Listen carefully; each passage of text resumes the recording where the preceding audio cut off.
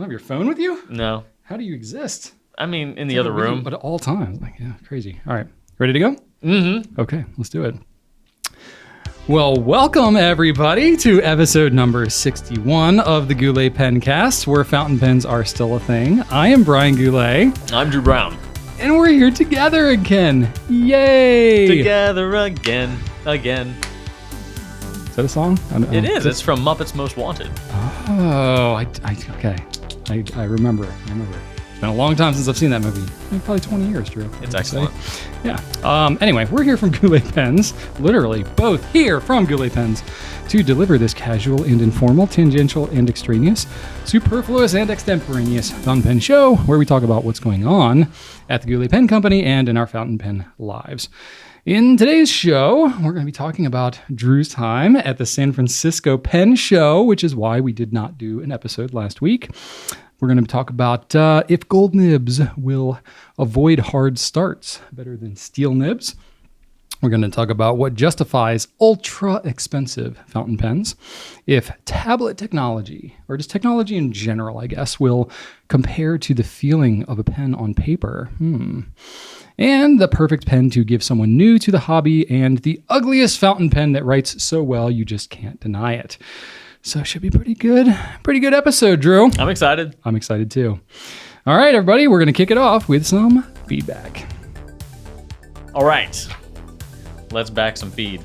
The first one, of course, we have to, there was a lot of chuckles and laughter had when you were talking about how if you slow YouTube videos down to like half speed, everybody sounds drunk. Oh, yeah. So it's a good time. So audiobooks, YouTube, whatever it is. So Tyler, who helps us out with our editing, he went ahead and just did that for the video last week. So we sounded appropriately inebriated, and I lolled quite a bit at that.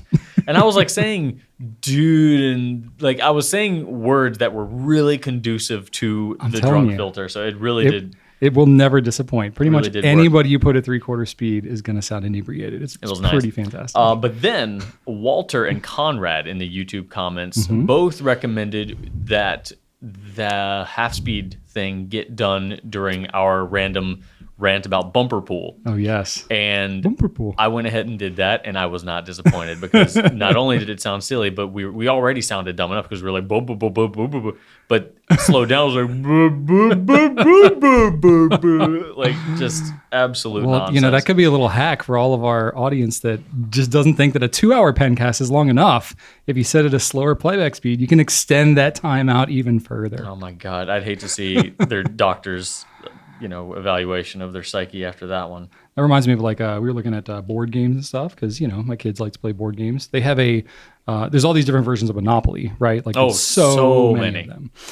They have one that's called The Longest Game, and it's like a double board. There's like extra real estate. And stuff. Why would you want that? Monopoly's bad enough. No.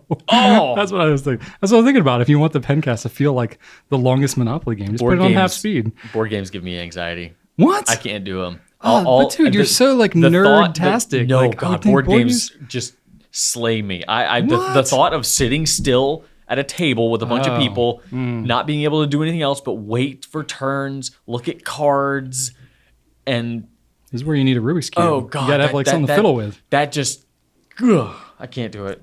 No. I need to know. I mean, it's the same thing with sports for me. I can't just sit and wait for something to happen, or I need to be constantly engaged, and unless something can end at any moment, then that's fine with me. If I'm playing a game and at any moment I know that everything can just end, that's different. Okay. But it needs to be able to end instantly. There needs to be some sort of instant death thing that could happen. Something could go catastrophically wrong at any moment. I don't think there's a lot of board games like that. Chess, maybe.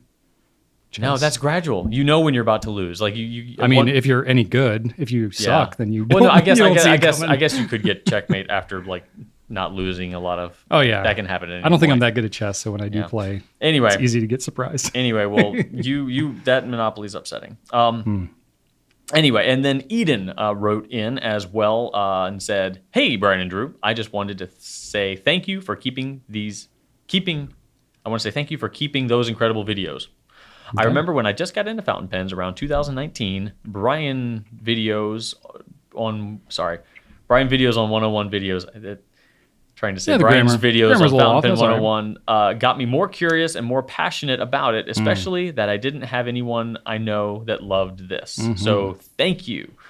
I also wanted to mention that last year I had a massive burnout, that it was even hard to get out of the bed, and your videos made me laugh, and having this bright light at the end of the tunnel helped me get back on my feet. So thank you, Brian and Drew. Please keep it up. I know how much it takes from you just helping people without even knowing it. So from the bottom of my heart, thanks.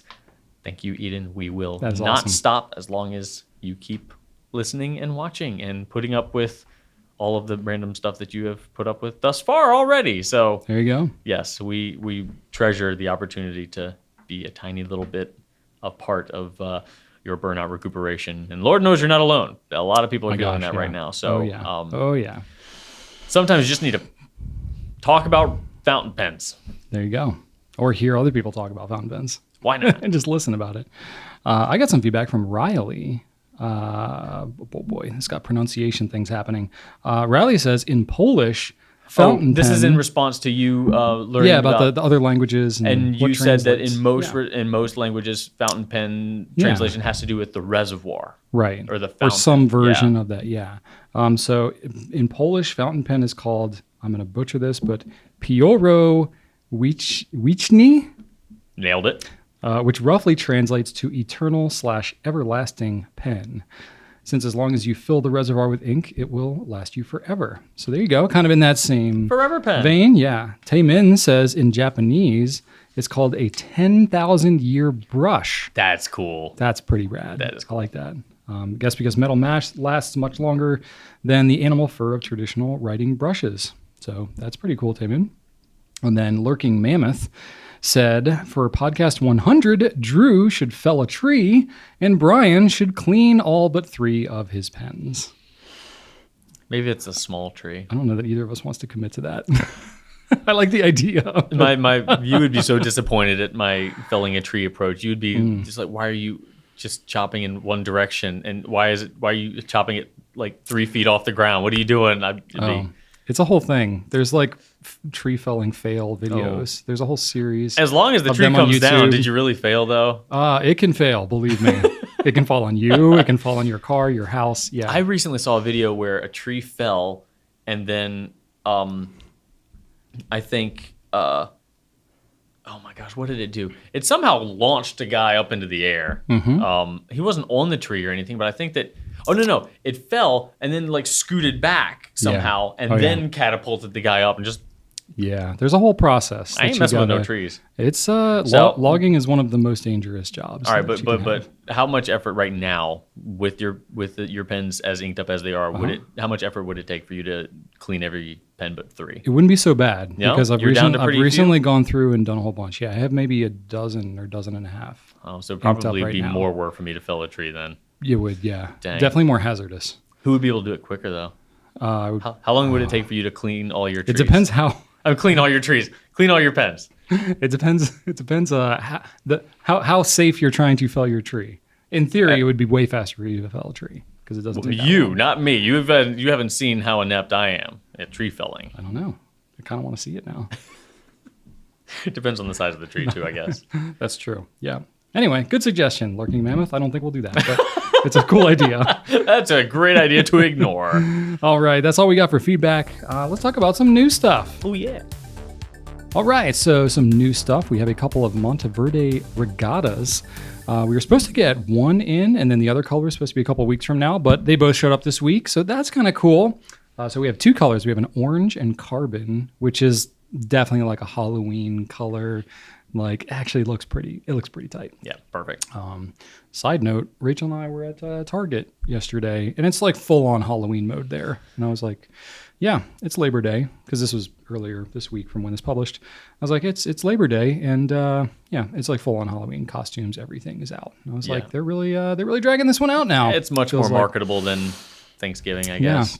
They have like Halloween gingerbread houses, like mansion themed gingerbread houses like you'd have for Christmas time, but for Halloween. I think we might have done one of those last year. Really? I think so. It's probably not the first year they've done that. Oh yeah, no. I've definitely seen them before. There's definitely like way more. They have like Halloween wreaths that you can like hang on your door. I feel like Christmas and Halloween are bleeding together more in terms of like decorations and things like that. Yeah, blame Tim Burton. Yeah. Pretty soon we're going to be like wearing costumes for Christmas and stuff like that. I guess some people do, but Santa Claus maybe? I don't know. Not a bad idea.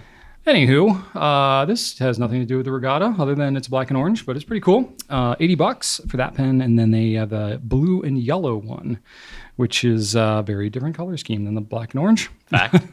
But it kind of harkens back to some of the original colors that they had, because they had like a blue, they had a white, they had a yellow. Yeah, kind of nautical. Very themes, nautical, yeah. I think a blue and yellow. I mean, that's like those are Navy colors and a U.S. Navy, and there's a lot like This one's got that more of a flecked acrylic style of yellow, though. The old one was like kind of a flat yellow. I honestly can't remember. It's been a while. I'm pretty sure it wasn't a flecked resin, though. This one definitely has a flecked resin happening. I'll have to go look that up. I don't quite remember. I'm trying to think if I have one of those original. I don't know if I have one of the original yellows. I didn't keep every color of every pen back then, nor do I now. But Actually, it might have been yellow and black that they had, and then blue and white. There was a blue and white for sure. I don't know. Sure. Either way, these are what we have now. I don't think there's a blue and yellow, but anyway. Nah. We got them now. You can check them out. They got German-made Jowo nibs. They're steel nibs. They're magnetic cap. They're chonker of a pen. I mean, they are just very substantial, weighty, if you like that kind of a feel. If you don't, then this is not a pen that you're going to learn to love unless you just like really like the aesthetic of it. I love the aesthetic. As a writing instrument, I'm like, it's not the most comfortable writing It's thing not. I've ever used. Capping and posting it, though. Yeah. It's got such a satisfying thunk. It does. It's very just like... Very thunky. Yeah. It's not subtle in any way whatsoever. Anyway, so that's what I got. What about you, Drew? Well, as far as new pens go, we got in the Kaweco Original, which is the first time the original has come out, as far as I know. The new original. Right. The I don't know brand if there's new, a never original? before seen original. It could be. Maybe there was some original, and we're not Maybe aware we of it. wouldn't know. But essentially, it is the Kaweco All Sport in a full size. Mm-hmm. So you get a number 6 nib. So big Which I nib like. on more or less the same form factor, just extended a bit. So But it's not that much. It's not that much longer. It's still a little pocket pen. Depends on how big your cargo pockets are. Cargo pockets are, I suppose. Well, It's not like it'll fit in a regular pocket. It doesn't require but cargo you would call pockets. that a pocket pen? I would call it a pocket pen, yeah. I would not call it a pocket pen. Oh, see, I would. Well, I would not. I guess this is where we differ. Yes. This is where we draw the line. It is a comparatively. If it fits a full-size converter, would you not consider it a pocket pen anymore? Because this is about as small. This is about as small a pen as you're okay. going to get. That's a good that still point. fits, because it does fit a full-size converter, which I love about this pen. If it's a full-size converter, can it be a pocket pen? Is that where you draw the line? Where do you draw It the might line? be. Drew? You might have just given me my line, Brian. You Is know your I need line- lines. You need lines. know I You need need lines. artificial lines. I like that. I'm going to go ahead and adopt that. You've just So given you me say my line. if it doesn't, if it fits a full-size converter, you would not consider it a pocket pen. Nah. Nope. What about the E95S? Nope. From Pilot. No, I'm going to stick to that rule. I'm just saying no. You would not call the E95S a pocket pen. Nope. Wow. Okay. You're committed. You're Nah, committed I to am. I this. might change my mind later, though. I'm already not liking this rule. I'm just trying it out. I'm going to try it out for a couple There days. is no definition for what is a pocket pen. Technically, all pens can be pocket pens. Like what pen can Depends on your What pockets. pen can you actually not fit in your pocket Right. realistically? Right. Anyway. No, I will say that I tend to think of pocket pens in terms of if I put it into my rickshaw 3-pen pouch, does it get lost? Does it disappear? Right. Can you not get it back Right. out? That's usually what happens with a pocket pen. And yes, that does happen with the E95S. So it's more about the unfortunately. length of the pen then. The overall length of the pen. Yeah, I think we could probably reach an actual length that we could agree on. You could come up with like a specific measurement and say if it's 1/10 of a millimeter longer than this measurement, it's no longer a pocket The pen. world needs limits, Brian, or else it's darkness and chaos. See this? We got to come up with this stuff. All This right. is what our All right, audience is looking at. this is how we're gonna It's save up to the world. us to determine these things. People ask for classifications on our website, and we're like, there's no rules for any of this stuff. We just got to make it up. So There we go. anyway, That's a good question. In the comments, let us know: is the Kaweco Original a pocket pen or not? Curious about that. Where do you draw the line? We also have a new ink sample package set available. I don't know if you had the chance to see, but we at the Goulet Pen Company have a new video out about do. Sailor chroma shading inks. I So don't know if I can say we. You really had everything to do with this video. well, I used your password to upload it. So okay. Sure. it is it's just a package set. If you wanted to buy the inks that are featured in that video, we now have an ink sample package set available to you to buy said ink samples because Yes. some of them are pricier inks, like the Sailor Ink Studio bottles. Those are not cheap. So samples, easy way to go if you do like it, because those chroma shading inks can be lighter colors, and being able to try them, good idea to see, is this actually legible enough to use? So I'm also curious if this is something that people like to see, because we're doing more, I don't know, like roundup style videos on YouTube, because that's what everybody likes on YouTube these days. And so we came up with that chroma shading thing, and once we launched the video, our customer care team was like, hey, can we do an ink sample set on this? Because everybody's asking for that. And we're like, oh, yeah, we can do that real quick. So we were just a little bit behind on coming up with that idea. But I'm thinking now, like every video in the future we do, like say we want to do on dry inks or wet inks or, sheening inks or whatever, like should we always do an ink sample set to pair with the video that we come out with? Maybe we should just like plan on that. I don't know. potentially. Pretty easy. It's easier to do with ink samples than it is for like full bottles or anything like that. But Definitely. I don't know. Definitely. It's cool. Well, that's it for the new stuff. All right. Well, then we're going to move right along to Q&A. All right. Q&A number one is from John. Well, hi, John. And John's going to ask us something that has gone into the second page I have here. Okay. Oh, yeah. John says, it's a long one. Are steel nibs, well, essentially it's, are steel nibs more prone to dry starts than gold nibs?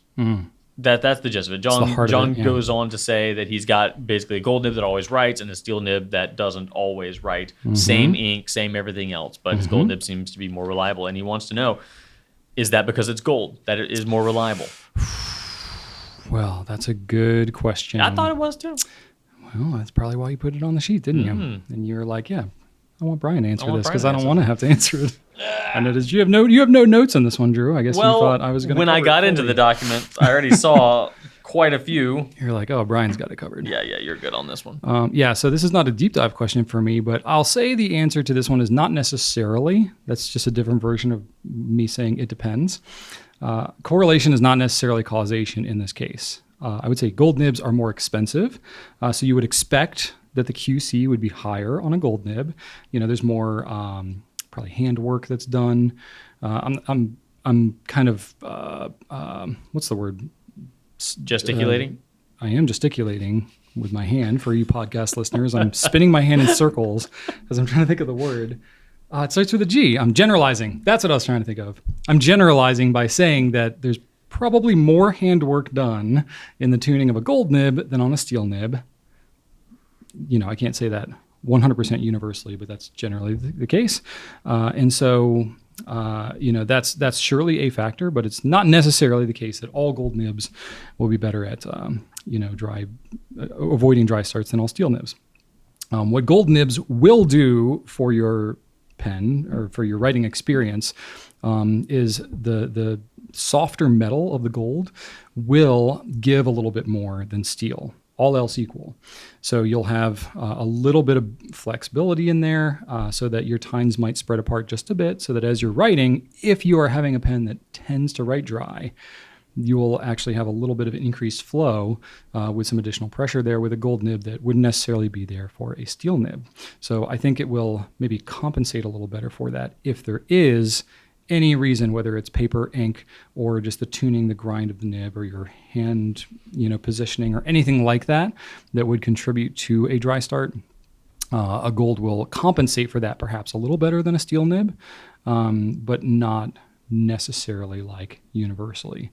The nib design itself, the feed design, the tuning, and the grind of the nib are all factors in how wet or dry a pen will be. If you have dry starts and things like that, I think a lot of it has to do with feed design, honestly, and how well the nib seals. I think in John's case specifically, we didn't read it verbatim, but he was talking about when he's not with like the pen's capped for a long time and you pick it up and go to write with it. He was talking about when you're have the pen in your hand and you're going to write with it after it's been kind of sitting out for a bit. Yeah, or so you're pausing between sentences or something like that. Yeah, I think those are sort of different things. So, I mean, if you look at a pen like a Lamy 2000, for example, yeah, it's a gold nib, but it's like the hooded design and the feed and stuff like that inside there that are probably more of a factor than the fact that nib is gold.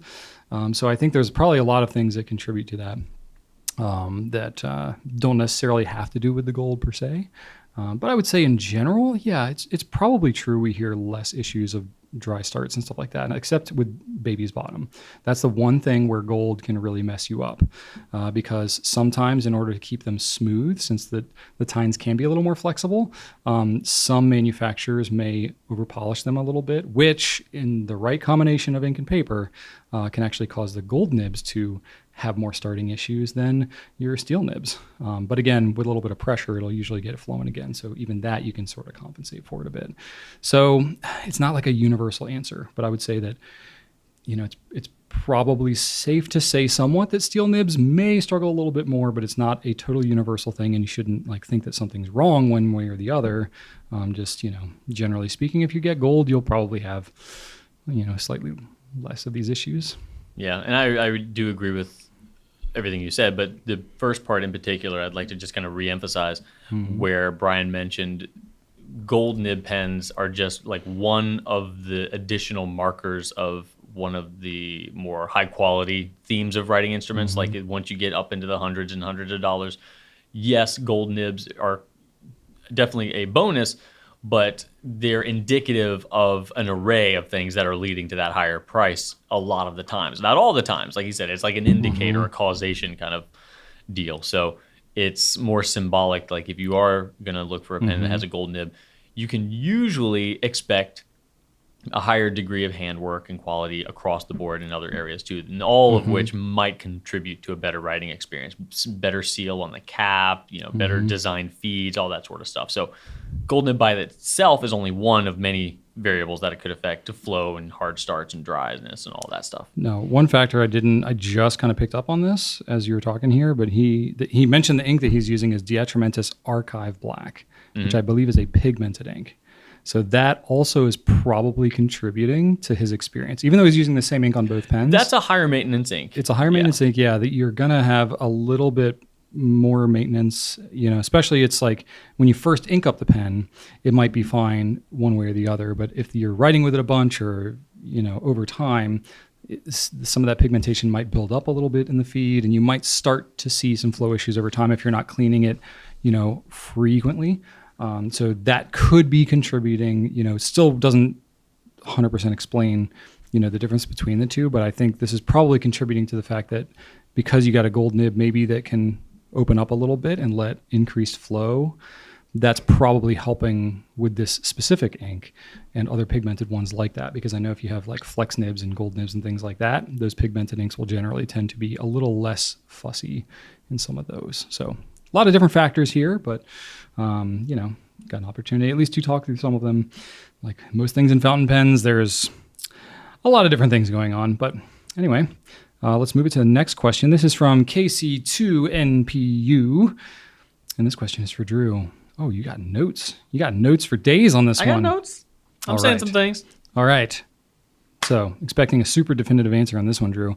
If some companies can make affordable fountain pens, what is the justification for the ultra expensive pens? Well, and you got ultra expensive taste, so I think you're a good one to answer. Oh, champagne tastes for sure. Give me all of the champagne. That's right. So it's a great question, and the why is a fountain pen so expensive question is a very, very common question, of course. So first and foremost, though, not all companies can do that. Both make a affordable pen and a very expensive pen. And of those that can do both, even fewer can actually do it well. Like that is a big deal. Most pen companies cannot produce a really nice affordable pen and a really nice super expensive pen. Not even pen companies. I think most companies, like in general. That's an achievement. So going off of this, like if some companies can make affordable fountain pens, what's the justification for ultra money? So going off of that question, Pilot pops into my head because they are one of the few ones that can do both. Pilot's very unique in that aspect, but for this particular question, they're a great example. So if you take a Pilot pen anywhere from $10 to $300, you're more or less going to be paying just for their manufacturing costs. Something like a $14 Kakuno is just a lot less goes into making that pen than a custom 823. You're paying for the materials, the manufacturing cost, the time, the effort, all that stuff. And then after that, not necessarily at $301, but after 300, you generally start to see pens entering the Pilot market that require you to pay a little bit more for more artistic or artisanal effects. So limited resins, and then you get into maki-e and urushi work after that. So after the Pilot is actually one of the ones that it's pretty easy to point at a pen and say, I can describe to you exactly why it is that cost. Not all of them are like that, but Pilot actually is one that if you wanted to define where the cost is coming from, it's not super hard to do that because you can see all the parts, you can tell what it does, and they're very upfront with the techniques and artistry that you start to get once you get past like that, $500-$600 range up into the thousands. And it usually is just that. It is usually art, very materials based, and the more limited the material, the more costly the pen. So that's an easy way to define why Pilot's pens are the way they are. But not all companies are like Pilot. In fact, most of them are not. Sometimes you do actually have to pay a little bit for a brand name. You have companies like Montegrappa or Visconti, and yes, you do pay a little bit for brand there. But another thing you pay for is the fact that it just simply costs more money to make a pen in Italy than it does in Japan. And you're also going to have to be paying for that as well. And then also going back to this question, those are two companies that, while they are known for making luxury writing instruments, they have tried and have not been able to find success in making affordable fountain pens.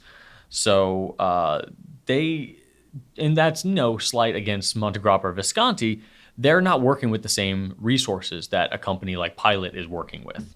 Pilot as a company, along with Lamy, I'd say, Brian, has probably the most vast amount of resources available to it in the fountain pen industry. Those two, like more so than a Platinum or Sailor. Like they can make. I don't know how big Sailor is, but I don't know that they're bigger than Lamy. Yeah, I think Lamy and Pilot are probably the two, and Lamy and Pilot are probably the two that can make a very well functioning affordable writing instrument, and then go up in the plus $300 range and make a really nice luxury writing instrument as well. So it's pretty rare that someone can do both easily, but with those two, it just comes down to how much it costs to actually manufacture the thing.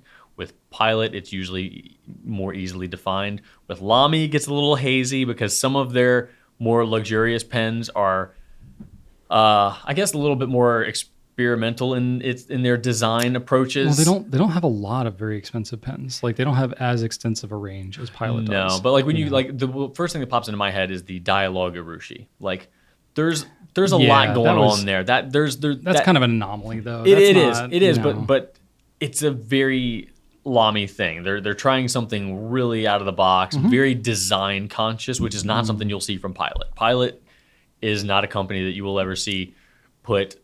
Well, I guess unless you're talking about maki-e, that's more traditional design, though. They're not one to experiment and say like, "What if we did this?"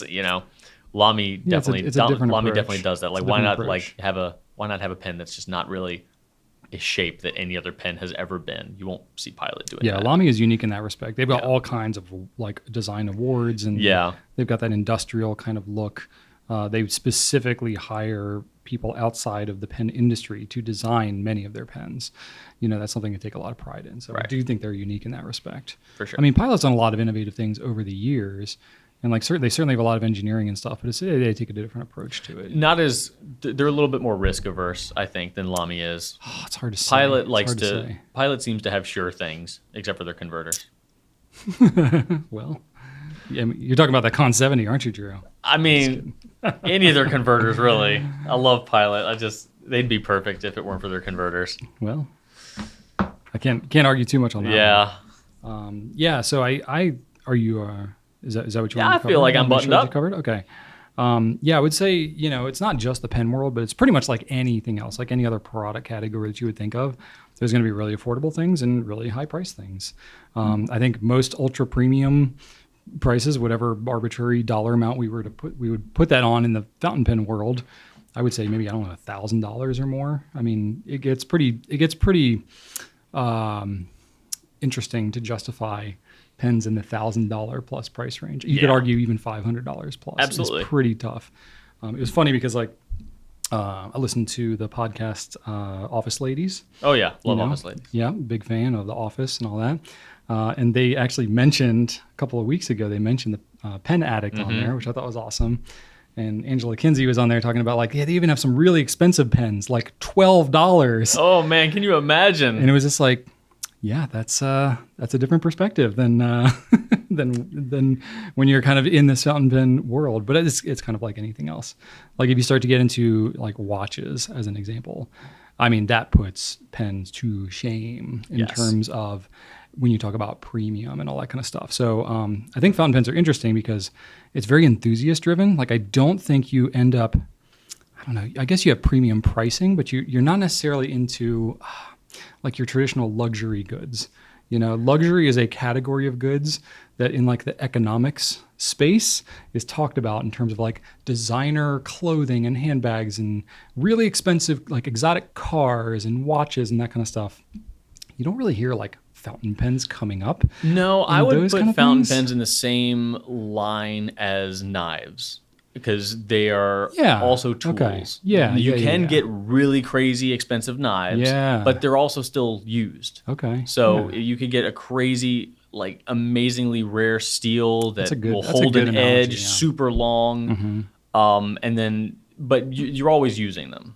Yeah, but They're you never- can easily have I mean, yeah, that's actually a really good Yeah. comparison because knives, there's a bit of overlap, Yeah. you know, in the knife and the pen world. But I think even like in terms of the pricing, I mean, you can obviously get pocket knives that are incredibly inexpensive And they work great. economical, but you can get like really cool designer crazy ones that are $10,000 that kind of fall into that like Mach-E type category, crazy materials and super limited, you know, single run of 30 knives that sell like Yes. limited edition fountain pens do. So a couple things that came to mind as you were talking. There's a concept called the law of diminishing returns, which some of you may have heard about before. But it's basically like there's a curve of, you know, the when you have something that's really inexpensive, or you can use it for justify how much time you spend on something or how much thought or effort you put into something. You usually get a pretty high, you know, increased rate of return at the beginning, like at the low end of whatever it is. So like if you go from like a $1 pen to a $10 pen, it's gonna be like Big difference. pretty big difference. But when you go from a $300 pen to a $310 pen, there's arguably no difference. Or even 300 to really. 500. Yeah. So it's like the amount of, you know, benefit or the amount of increased difference that you'll see diminishes quite a bit the more expensive you get into whatever the thing is. You can argue that for pens or cars or wine or anything like that. And so it means that for most people, it's just not worth it to get this more expensive stuff because you have to spend so much more to get something that seems, you know, a marked difference for you. But you know, so that definitely applies to fountain pens like everything else. Also, when you're talking about, you know, the prices of pens, a lot of it has to do with the size of the companies that are producing them too, because you have something called economies of scale. So you have a company like, you know, using Lamy as an example, they've been around for a long time. They produce a ton of pens. They have a lot of pens that all share the same nibs. You know, they're injection molding pens like their Safaris. And so they can use the same molds over and over and again, and they can just put different plastic in and change the colors of them. So they have a lot of efficiency. They can really well engineer something and focus a lot on quality, but produce a lot of them, therefore getting the incremental cost of producing them down. So any company that you have that's larger like that produces very inexpensive pens, you can get really high quality if they're at scale. Now, a company like, I don't know what some of the other ones you gave. I don't know how big Sailor is, but let's Visconti, Visconti as an example. Montegrappa. We know exactly how big Montegrappa is. Montegrappa has what, 50, 60 people maybe in that whole company, and they have some machines and they have some cool stuff too. But they're not a mass-produced company. Like they're not mass-producing anything. There was no conveyors or there was no automated machines. Right, Like you have a guy exactly. working at a machine, brings it over to a girl who's working on the machine, and you know they just move. Yeah, move like around. they're using machines, but it's like they're producing individual components and Yeah. stuff like that. They're producing One at a time. small batch items. They do a lot of bespoke work with jewelry and jewel setting and that type of stuff. So it's much more high touch kind of a thing. Lots of labor involved from piece to piece. So it's not necessarily that like one is better than the other, but just the amount of time and effort that it takes, which kind of fits into the whole law of diminishing returns thing. It takes so much more work to produce a pen like that in a small batch. So if you have some companies like Pilot or like Lamy that are producing pens at a much larger scale, they can produce a really high quality pen for very inexpensive. But they're all going to be, a certain style of pen. You're not going to get any of these crazier materials and things like that, because in order to produce something different than what those are, requires a whole different approach, and it's way more time and labor to do that. So that's why it goes up kind of exponentially in price. And then something that we don't see this a lot in the fountain pen world, but I am interested in this just because we're kind of tangential to some other things like knives or watches or whatever. So we know people who are also into these other worlds, and it's interesting hearing what goes on, like for example, in like the watch world. This happens much more, but there's a concept called Veblen goods. I don't know if you've ever heard of this concept, but traditionally you have a relationship between supply and demand, right? So the more supply you have of something, usually the less demand goes down. If you have a limited supply of something, demand goes up, and therefore price goes up. Makes sense. Well, the Veblen goods falls into this interesting place where, typically if you have something that's more expensive, people want it less because they don't see as much of value. But Veblen goods in particular is a specific category of luxury goods where the more expensive it gets, the more people want it. Like Mont Blanc. Mont Blanc or Lamborghinis or Rolex or whatever. There's all these different types of goods, designer, handbags. Like, is a designer handbag really worth $4,000 or $6,000? Is it really that much better, or is it that people want it because they can't get it? Because you're on like a 3-year waiting list and no one can get it, and because it's more expensive, people want it more. So there's a specific category of goods called Veblen goods.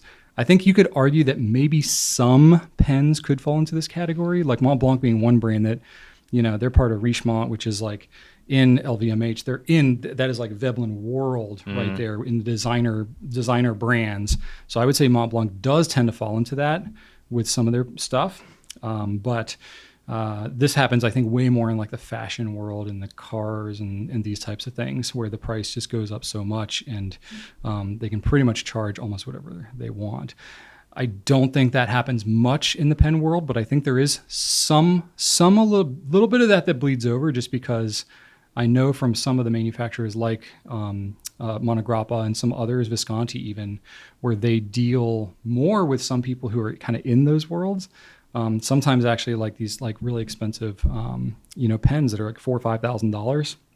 I've heard from some suppliers of ours that those will actually be like a gift with purchase for somebody that buys a $100,000 watch. They'll give like a $5,000 Visconti, whatever the jewelry store or whatever that carries these things, they might throw in a pen as like a gift with purchase. I mean, it seems completely insane to the average person that would happen, but when you think about it like that, you're like, oh, okay, that makes sense. If you're getting like a 5% little bump, if you're already spending $100,000 on a watch, like once you've justified that in your mind, then this really expensive pen, it's like, oh, this is a unique, cool, interesting pen that not many people have.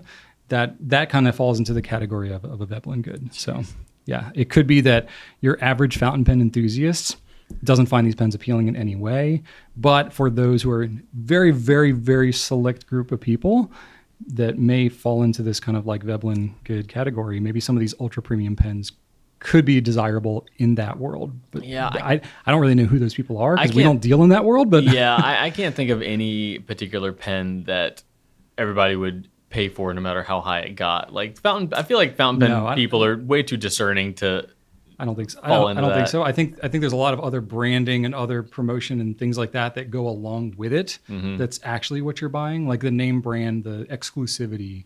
That's part of what you're paying for. You're not just paying for the good itself. You're paying for the brand. I do wonder, the closest thing I could think of would probably be of what we sell, the Visconti Homo Sapiens, because we've had that pen for a long time now, and we have had, a few price increases, and that pen is still so sought after by so many people. Yeah, but I don't think it's because it's like I don't think that falls into the Veblen category. I don't think it's because I'm trying to think of like which pen could continue to go up high in price and people would still buy it regardless. So I'm just thinking of like hard to say. The Vanishing Point, the 2000, the 823, and the Homo sapiens. Those are the ones that I thought of because they're such popular pens. But those are people that actually like use. I know. Though. So maybe it's none of them. But I'm like, I don't know that those, much of any that we do. You know? Of those, like the closest one I could think of would maybe be the Homo sapiens, but I don't know. I would say like the Urushi, the limited edition Urushi, whether it's a Namiki or some of the Sailor Bespoke or something like that, could maybe fall into some of those that are category. super rare too. Like the rarity is like a the big Vermilion, part of it. Yukari Royale, like that thing. Every time it shows up, it's those might fall into it. But I mean, in the watch world, for example, just to show you, like this does not happen in the pen world, but what happens in the watch world, they'll have specific super limited things that are like the $100,000, like crazy expensive stuff. But you can't even get one. Right. Like you can't just walk into a store and buy one. They'll just like laugh at you. Right. They're like, no, you're not going to do that. You have to buy like 10 other watches to even have the invitation to buy that crazy expensive watch. And you're essentially kind of like overpaying for all the lower price, like $5,000 watch, $10,000 watches, so that you can get. You're essentially, kind of buying your way into the club to get that expensive thing. Like Ferrari does this. Like you can't walk onto a lot and buy a Ferrari, like the new Ferraris. You have to already own a couple of Ferraris to get in there. Like, how do you get those? You gotta like beg and plead, and they vet you, and it's like a whole thing. Oh wow! Like you have to like drive it a certain amount of time, and so you have to get like basically like a traded in Ferrari. Like you have to get kind of like a pre-owned one from the dealer and have it for a couple of years and take it to the track and all this kind of stuff. Jeez. They gotta like basically make sure that you're gonna be like a hardcore enthusiast before you even get the opportunity to spend $250,000 or $400,000 on a new Ferrari. So it's like this is a whole different world. Glad they didn't do that for the Pontiac Aztec, right? Well, no one wanted that. No one wanted that vehicle. No one's going to do that. But anyway, so it is a whole different world. I think it's interesting, and I've watched like YouTube videos and stuff. I can tell. And it's just I find it fascinating because I kind of like economics and stuff in general. But I don't know that. I think you could at first glance look at it and be like, oh, that's probably what's going on in the fountain pen world.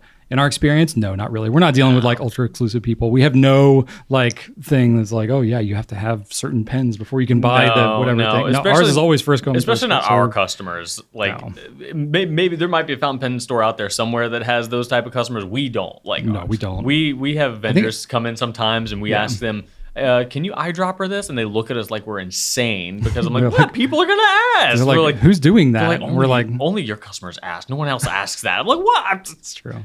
It's just the thing. People are going to be curious. They're going to ask us. Yeah. I think it happens a lot more in jewelry stores. Yeah. Like it's much more common in jewelry, especially with like watches and those types of things.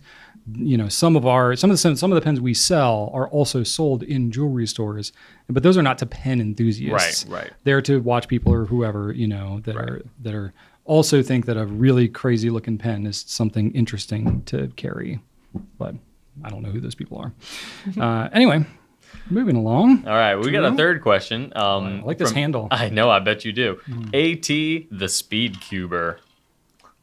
There you go. All right, so AT asks, do you ever think the technology of a stylus and tablet would be able to get to a point where it was just like the feeling of a fountain pen with Tomoe River, for example? The Remarkable 2 tablet is headed in that direction of paper feeling tablet.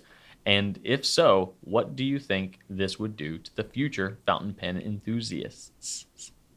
I think future fountain pen enthusiasts will be just as much into fountain pens. I don't think that, to me, this is like you're trying to make it something that it isn't. You know what I mean? Yeah. It's like how many people thought that the Kindle was going to just eliminate the need for all books? Yeah. Right? No one would read anything in a paper book anymore. I heard that. And there's plenty of people that have plenty of Kindles or iPads or whatever, but regular books have not gone away. I still see them. Yeah, they're still around. Saw one today. Yeah. Vinyl records. Why in the world do vinyl records still exist? Tell me. I don't know. But I think that what you're seeing is that, when you have something that is more mainstream and more of a just utility commodity, if you will, like paper, it's absolutely a commodity for communication for a long, long time. When technology starts to replace that, I don't think it completely eliminates the need for paper. I think what happens is the things that are unique to paper and that you can only get with paper or maybe a fountain pen or the feeling, the combination and the writing and the richness that you get from that becomes the distinguishing factor about that experience, which means that your senses get heightened, your intentionality around using these products gets heightened so much more. I think that technologically, yeah, we're probably not there where you can replace that feeling with digital technology.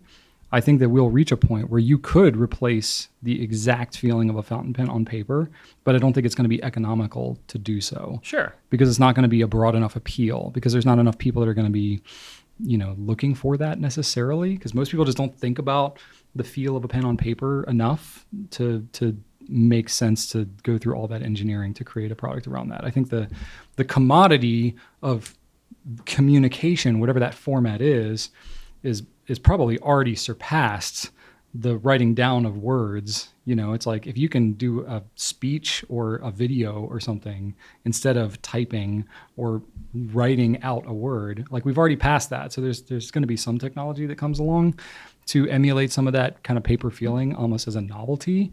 But I don't think it's going to, for people that are like really into it and have like enjoyed the analog feel of it, we're not going to be like, oh yeah, this tablet replaces my entire desire for using fountain pens. Yeah, like, it's just that. It's that analog feel. And it reminds me of when we had Hey Matthew on here to talk about analog hobbies and why there's that kind of Venn diagram crossover. And it is the actual physical touching, the process as well. Matthew likes to, as many other people do, shoot on analog film with his cameras. So, and there's that process of developing, and while you can shoot easily on your phone, like why wouldn't you choose? You're literally doing it more expensive and more difficultly. And that's what fountain pens are. We're all doing something that costs more money and is more difficult than it would be to just like take a note on your phone. Like you don't even need to write it. You don't even need to use a ballpoint, really. You don't even need to write anything if you don't want to. Write. You can just speech to text. You don't even have to pick up your phone. You can just be like, hey, phone, send a text to my wife that says I'm coming home for dinner. It's like a fountain pen is like multiple steps removed from anything that you have to do. So it is the tactile analog nature of it, and it's the same with any other analog hobby that brings a different sort of connection. That no matter how realistic something gets, it's not going to be the same. It's not going to give you that same sensation on your fingertips, and just the process of going through it is going to be different because the process, like I'm going to get into in the next question, is a massive part of the hobby. Well, I think too, it's interesting thinking about what problems that technology solves. I mean, you can look at certain sensory things that we deal with that technology has done an amazing job of moving things forward. I think visual is one of the biggest impacts. Anything visual. I mean, now we can just look at the pandemic and being able to have virtual meetings and video calls and all that. You can see somebody else, and it's not the same as being in person, but boy, has it come a long way. So huge leaps visually. Auditorily, also fantastic. That's why us doing videos like this, we can show you pens, we can talk about them, you can feel like you're right here with us. Super cool. Technology has done amazing things helping with that. But some of the other senses, technology has honestly lacked quite a bit. Smell. Smell is one that I can't smell any of you right now. I know. You can't smell us, which is probably a good thing because we tend to get a little swampy up here in this coffee little breath studio at room. least. Yeah, we definitely both got the coffee thing going on. But that's one. On touch, though, touch is also one. And taste as well. Technology's done nothing for taste, really. I don't want to taste you, Drew, in any sense. But I'm offended. Touch is one that, like, technology has not really done a whole lot. It's done some things, I guess, like more in terms of chemistry and physics. But in terms of digital technology has done very little to help anything with touch. Yeah. It's like you can have whatever, the pencil that has a little bit of a feel of drag on the screen of the thing and whatever. I had one of those one time. I had a Wacom tablet and it had a little graphite attachment. And and that's like, okay, that's interesting, but it's like, it's such a sad replacement for it, especially if you really desire that aspect of the experience.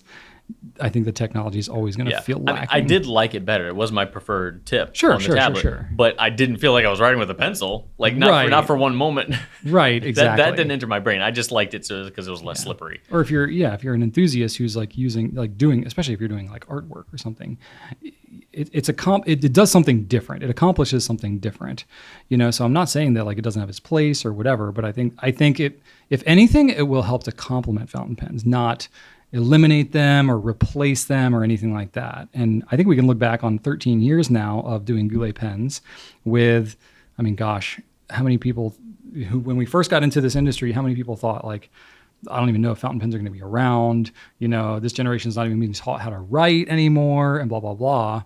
So, that future is even uncertain because it's not like it's being taught more in schools than it used to be. But I think the people that are using fountain pens now are more intentional about that experience than they were 20, 30, 40 years ago because it's more rare, it's more special. The technology that many feared would replace it has actually helped to increase the enthusiasm, the education, the connection within the community. So I don't fear technology in terms of that, as long as it's, being used for the right reason. For sure, technology can replace things quite a bit. And fountain pens are definitely not now what they used to be. They serve a different purpose. But I think at this point, where we are in like the maturity curve of the technology of fountain pens, I don't think it's going to get disrupted much harder than it's already been disrupted. Because it used to be you had thousands or tens of thousands of pen companies across the world, and they were making just millions and millions and millions of pens every year. Now that's obviously a shadow of its former self. But the people that you have that are using fountain pens now are doing so much more intentionally and for the experience than maybe what they used to. Yeah, and I'm actually thinking about, digital versions of analog things that actually introduced me more to the analog things. Like there was a video game for the Xbox 360 that I remember getting that was a pinball game, but it was actual pinball tables from, the 90s and stuff. And I played the heck out of that game. I loved it so much. And then I actually found these tables, found that there's a website you can go to find out where these tables are in relation to you, so you can actually go and play. And that made me get way more into the actual physical nature of the pinball table. Yeah. And I'm like, oh, forget that game. That's totally different. Like this is so much better. Going to actually finding one at an arcade or a brew pub or something like that, and actually getting your hands on there. So like you said, it complemented the hobby. Yeah. It actually enhanced it. It's like a gateway into it. Exactly. I wouldn't have known about these tables or how much fun they were. And I wouldn't have become passionate enough to actually seek them out and drive somewhere just to find them if I didn't have that video game. So it's definitely no replacement, but it can definitely help complement for sure. Yeah. But I think it does that for anything that falls into like a niche category. I think if you have something that is mainstream or commoditized, that's what's going to get disrupted really hard with technology. But I think the use of pen on paper that's already happened. That's already been decommoditized. Yeah, so far long ago. That all got replaced when computers were coming around in the 60s, 70s, 80s, 90s, all that. And now you got mobile technology and all that. We're so far beyond that that I think now anything that you have related to a digital thing that seems like it might replace part of an analog experience like fountain pens, it's a novelty that's going to fall within a sub niche of the technology, people who geek out on technology that emulates analog, but that's going to be its own subset of enthusiasts. I don't think you're going to have many people that are going to be like abandoning fountain pens to get into that. No. Especially because technology in itself gets outdated pretty quickly. And part of the beauty of fountain pens is like I buy a fountain pen now, 10 years later, same fountain pen. I can still pick it up and use it and enjoy it. I can't say that about a 10-year-old tablet that may be laying around, an old Palm Pilot or something like that. It's not even going to work anymore. Nope. So I think it serves a different purpose. We can celebrate each for what they are and enjoy all of them together. But, I welcome it. I think we've seen more technology that has helped the fountain pen world in the last 10 years than replaced it. So I welcome it. All right. Drew Shishang31 asks, what kind of fountain pen is a perfect gift? Perfect. You have to get this right. For someone new to it. Okay. Well, Shang, S. Shang 31, I need to ask you about the recipient. I just need to know two things, okay?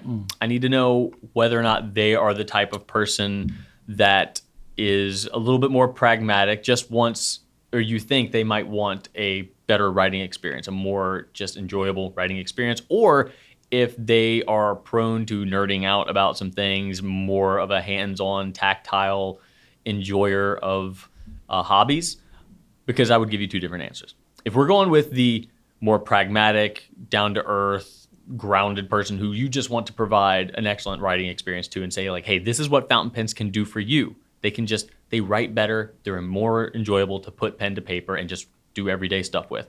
Pilot Varsity, without a doubt. Like that pen, That's a pretty solid answer. It writes. It's not going to break the bank. You're not going to scare anybody off with it. It's not intimidating. You can ignore it for a month or 2 or 3 and it'll still write. So giving that to somebody will provide them with the experience, the writing experience. That pen is just really good for saying, hey, this is what a fountain pen feels like. This is, be careful. Don't just like touch it to your hand or don't leave it uncapped. Like you're going to get the writing experience. Yeah. Like that is the best, quickest, easiest, and less risky way to gift somebody the fountain pen experience. It's not an intimidating pen. Like some fountain pens, you hand it to somebody and they're like, oh, I don't want to break it. And you need to explain it. Like, Yeah, okay, even how do like I work this? Show me how to work it. Like, no, write. Uncap it and write. Cap it when you're done. Yeah. That's it. That's the Pilot Varsity. Hard to screw it up. It really is. And so I think that might be just overall, like that could go with, pretty solid. What I'm about to say too. The Pilot Varsity is still a great answer for this. But if you kind of get this feeling like maybe we're talking about a folding knife enthusiast or an analog photography enthusiast, and you're like, you know what? This person might actually like a fountain pen, but for those other reasons, maybe that, they're in the planning or something like that. They're a big journaler, but they're using a boring pen, and you think they might actually like have a bit of a passion for this, then I would recommend a TWSBI Swipe, because with the TWSBI Swipe, it's affordable, obviously, but you also get that process that I was talking about earlier. You get your cartridge, your traditional converter, your fun spring-loaded converter. It is a super reliable writer because it's TWSBI. It seals really well, so you can open it up and use it months later and it'll still work. But you get that process. It's in a cute little white box. You open it, you get all your little pieces there. The presentation is better than, the Varsity just comes as a pen. It's not even in a box. Right. Yeah. So if you want to gift somebody the process of, filling up and using and setting up a fountain pen, because to me, that's half the fun. Like I like writing, but I also just love the process. It's a ritual. Yes, I love that. That's one of my biggest things. And a lot of fountain pen people are. Some people aren't. They're just like, they are doers. They want something that's going to write. They want a massive ink capacity because they don't want to do the process any more than they have to. And I get that too. Yeah. So those are my two things, whether or not you want to gift them the process and the things to nerd out about, or if you just want to gift them just simply the writing experience, the Varsity for the writing experience, the Swipe for the process. And if they really like putting their pens clipped onto things, then the Varsity's the Varsity. way to go. If they like the illusion of a clip. They like the illusion of a clip, yes. Then the Swipe is the way to go. Yeah. Yeah, that's pretty solid. I can attest to that in my own life. I gave my mother-in-law a Pilot Metropolitan, which is also great. I could easily argue for that. I could easily argue a bunch of different ones. The Swipe has more novelties with it. It's got different converters. That's kind of what I was going for. Which is cool, yeah. The Metropolitan, great starter pen too. But it was exactly what you said. My mother-in-law wanted a smoother writing experience because she has like some hand issues and stuff. So writing with rollerballs and ballpoints and stuff like that was actually hurting her hand. But she loves writing, and so she needed something smoother, like a fountain pen. But the maintenance of it and the inking and cleaning and all that, it just wasn't something that wasn't what was driving her to want to use it. So to her, that just seemed like extra steps. Yeah. Which is exactly what you were saying. So I think for us who are like, we kind of like to just get in there and learn stuff, and they like that ritual of it. Great. All the accoutrement that goes with the fountain pen is exciting and wonderful, and we love complicating our lives like that. That wasn't the case with my mother-in-law. So once, I actually kind of took a step back with her from the Metropolitan. Yes. I was like, you know what? Maybe you'd like a Varsity. Yes. And she loves it. Yes. And she's been writing with it for like 5 years ever since. That's we just amazing. Give her 7 packs of Varsities. Oh, okay. Not the same Varsity. No. Okay. She goes through them. Nice. But she just, she gets the smoothness of the nib, the flow there of you it. Go. She doesn't have to worry about if she loses it because they're pretty inexpensive. She gets all the benefits of it with almost none of the drawbacks. Yes. And so it's like, yeah, I'm a big proponent of the varsity. So Agreed. yeah, very cool. All right. Question 5 Okay. is from Sonia. And Sonia asks, what is, in your opinion, the ugliest fountain pen that performs so amazingly that people should overlook, so to speak, its hideousness? Oh, man. I had such a hard time answering this question. You did a great job based on your notes here. You actually... Okay. I put a lot of thought into this. Well, yeah, you actually got some...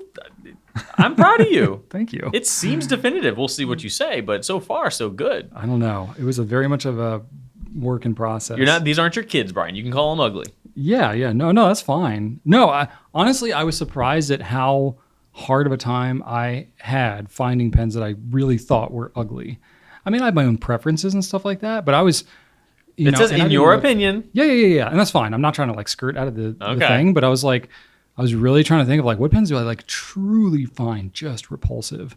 It's not that many pens. I think because as I've used more and more pens over the years, I've just expanded my own palette, I guess. And I can appreciate pens for what they are, even if it's not like naturally my inclination. But I don't have like as much of a visceral reaction of like, oh, why would anybody want this? I come across that so rarely these days because I'm like, oh, that's interesting. I don't love that color or whatever, but like that's cool. It's an interesting, I don't know. I find other aspects of the pen interesting, even if I'm not immediately like stricken by you the don't design condemn near enough things. I probably should. Yeah, but, I need mean, to work on that. That's why I'm so excitable about every pen we talk about because I can always find the good. Yeah, that's true. I can always find the good. So, I wouldn't make a very good like shock jock type of character because I don't hate any pen that much. So I don't have a perfect answer for this, but I went through every model of pen that we have on our site. I literally clicked through every. I went to the shop all fountain pens. All right. Started with bestsellers. It was 20. Oh, just hit my mic.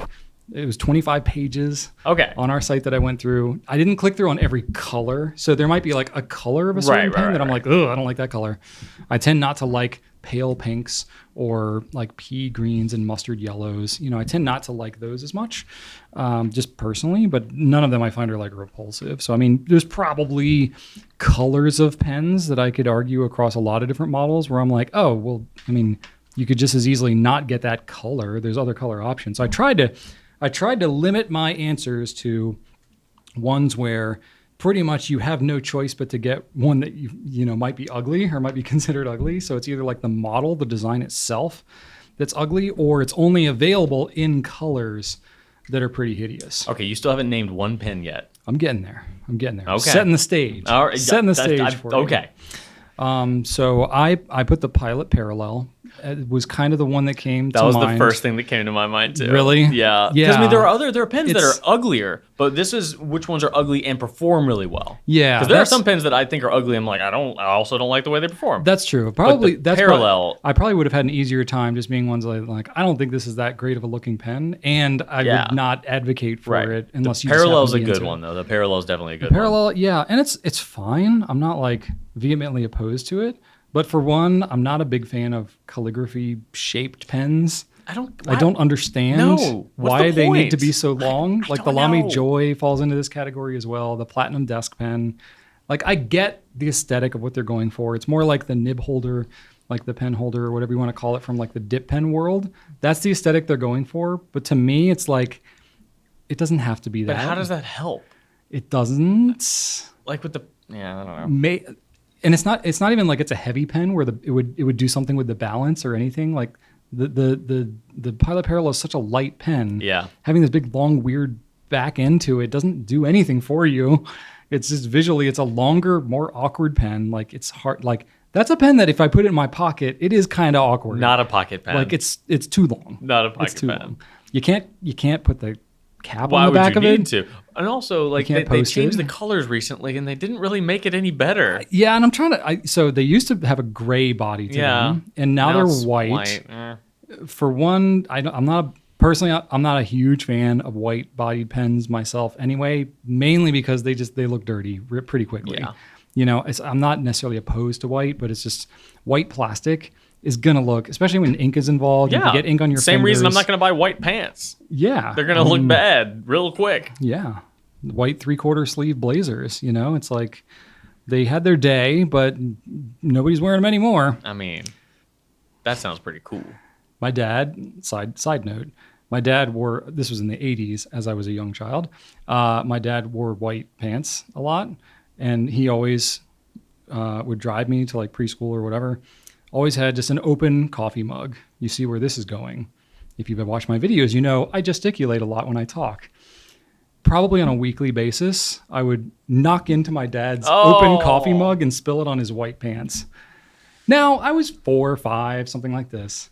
And my parents tell this story like, it's funny because, you know, haha, I'm a kid, whatever. But I'm thinking to myself, like, if you have a young child and this is happening to you on like a weekly basis, is this the child's fault or is this your fault as the parent? Like, you're blaming your dad for wearing there's so white many pants. solutions to this. Put the mug in your other hand. Like, put it in your left hand and not your right hand. What sort of was it a travel mug or no, like mug? a straight up ceramic coffee mug. Oh, just a coffee mug. I've tried to drive with those before. It's a mistake. Oh, it's a terrible idea. Oh, absolutely. But my dad never sought any other solution. I love my dad, but he's like, Dad, come on, you could have come up with some other solution other than just having me do that over and over again. You're blaming, you're victim blaming. Yeah. Your dad, your poor dad. I don't feel guilty for it at all. It's like, for one, my mom gesticulates a ton.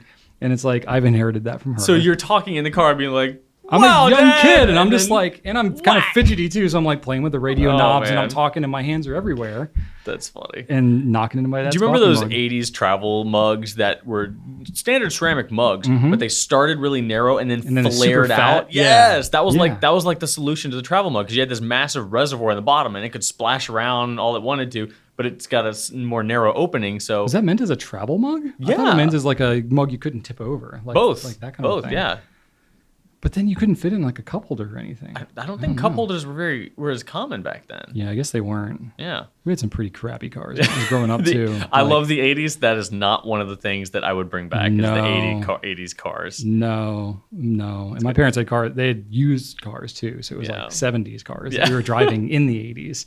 Like the radio knobs had fallen off.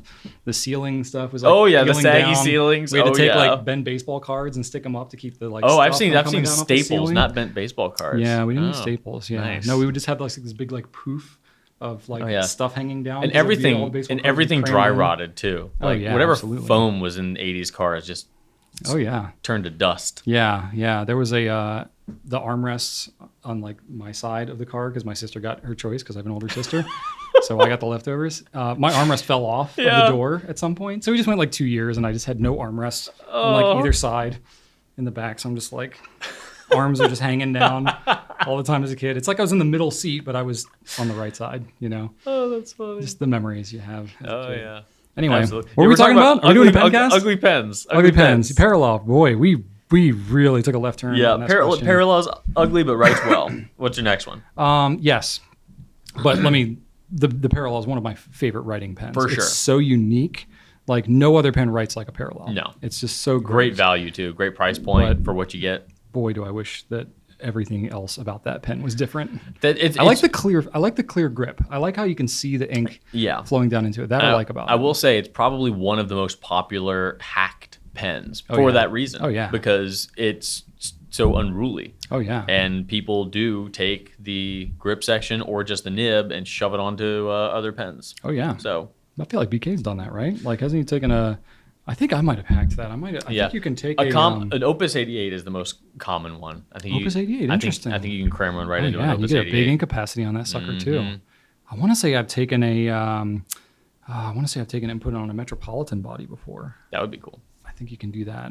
It doesn't. The threading is literally anything would be better. Yeah, that's true. But anyway, so love that pen, except for everything about it, the way it looks. Another one I had was we just talked about how much we love the Pilot Varsity. Oh. The design of the Varsity to me is like, it leaves a little bit to be desired. The new ones are better than the old ones. The old one, especially the clip, was just like, it just looked very cheap. It looked like cheap plastic. The design was outdated. It's better with its new design. Is it now like kind of mimicking the Pilot clip with the little ball on the end? It had the ball on the old one, but it doesn't have a ball on the new one? It was a ball, but it was like the sides of the ball were kind of cut off, and it had like a dimple in there. But it was like it was very sharp edges. Oh, okay. So I it have the new looked one just then. very manufactured. Oh, it looked I very see. like stamped and cut out kind of a thing. Yeah, no. Yeah, I mean they got it's an economical pen, so they're gonna have to cut corners there somewhere. But I look at like the fit and finish of something like a Preppy, which is also a very inexpensive pen. Mm-hmm. That it just feels like a totally different pen. Yeah. You know, the Varsity, you know, it feels like a disposable pen, and it's not like a bad thing. Yeah. And that's what it is. Yeah. But you know, it's not one of my absolute favorites. But I like easily get over that because of the performance of it. I almost wish it was just kind of plain black, like with less design, like those weird diamond patterns all over everything. I don't think it needs that. Yeah, I'm kind of with you. It could be plainer. But I don't know. Maybe that would be worse. I don't know. Good question. But another one I had, I struggled with this one. I had the Jinhao Dragon pen.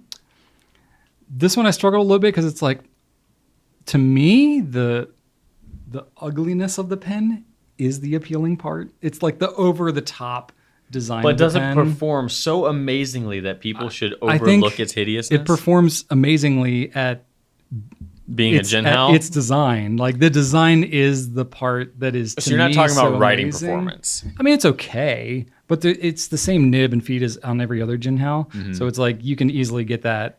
Like it's an easily avoidable problem. Mm-hmm. So that's why I didn't fit cleanly into this classification. So Brian is saying give the Dragon Pen a chance, slap a Jinhao, slap a Yovo nib on there, and go to town. So it's like the Jinhao pen.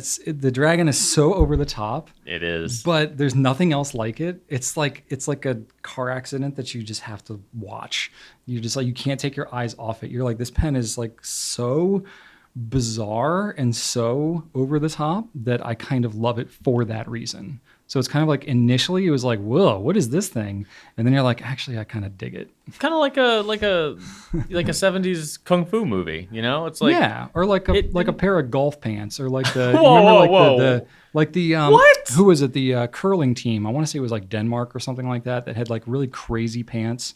This wasn't the last Olympics, but the previous Winter Olympics. It was a big thing. Somebody in the comments will know what I'm talking about. I've seen what you're talking about. Yeah, like the crazy it's pants obnoxious. for the Olympic curlers. At first, you're like, wow, that is really ugly. But then you're like, actually, that's kind of cool, you know, because it kind of stands out and it's unique and you kind of own it. I'm always like, surprised by how you work in curling to conversations. I don't know if I've ever met someone who mentions curling as much as you. I have Canadian heritage, so it's you just know, in maybe there. it's just You've in there got somewhere. Curling in your soul. I didn't even know that curling was like around when my family was in Canada, like in the 1910s. I think you might have missed your calling.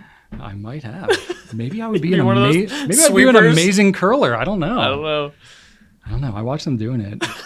You know what? You know why this is like tangent central. I know. Here. I'm sorry. So when Joseph was born, he was born in 2010, right as the Winter Olympics were starting.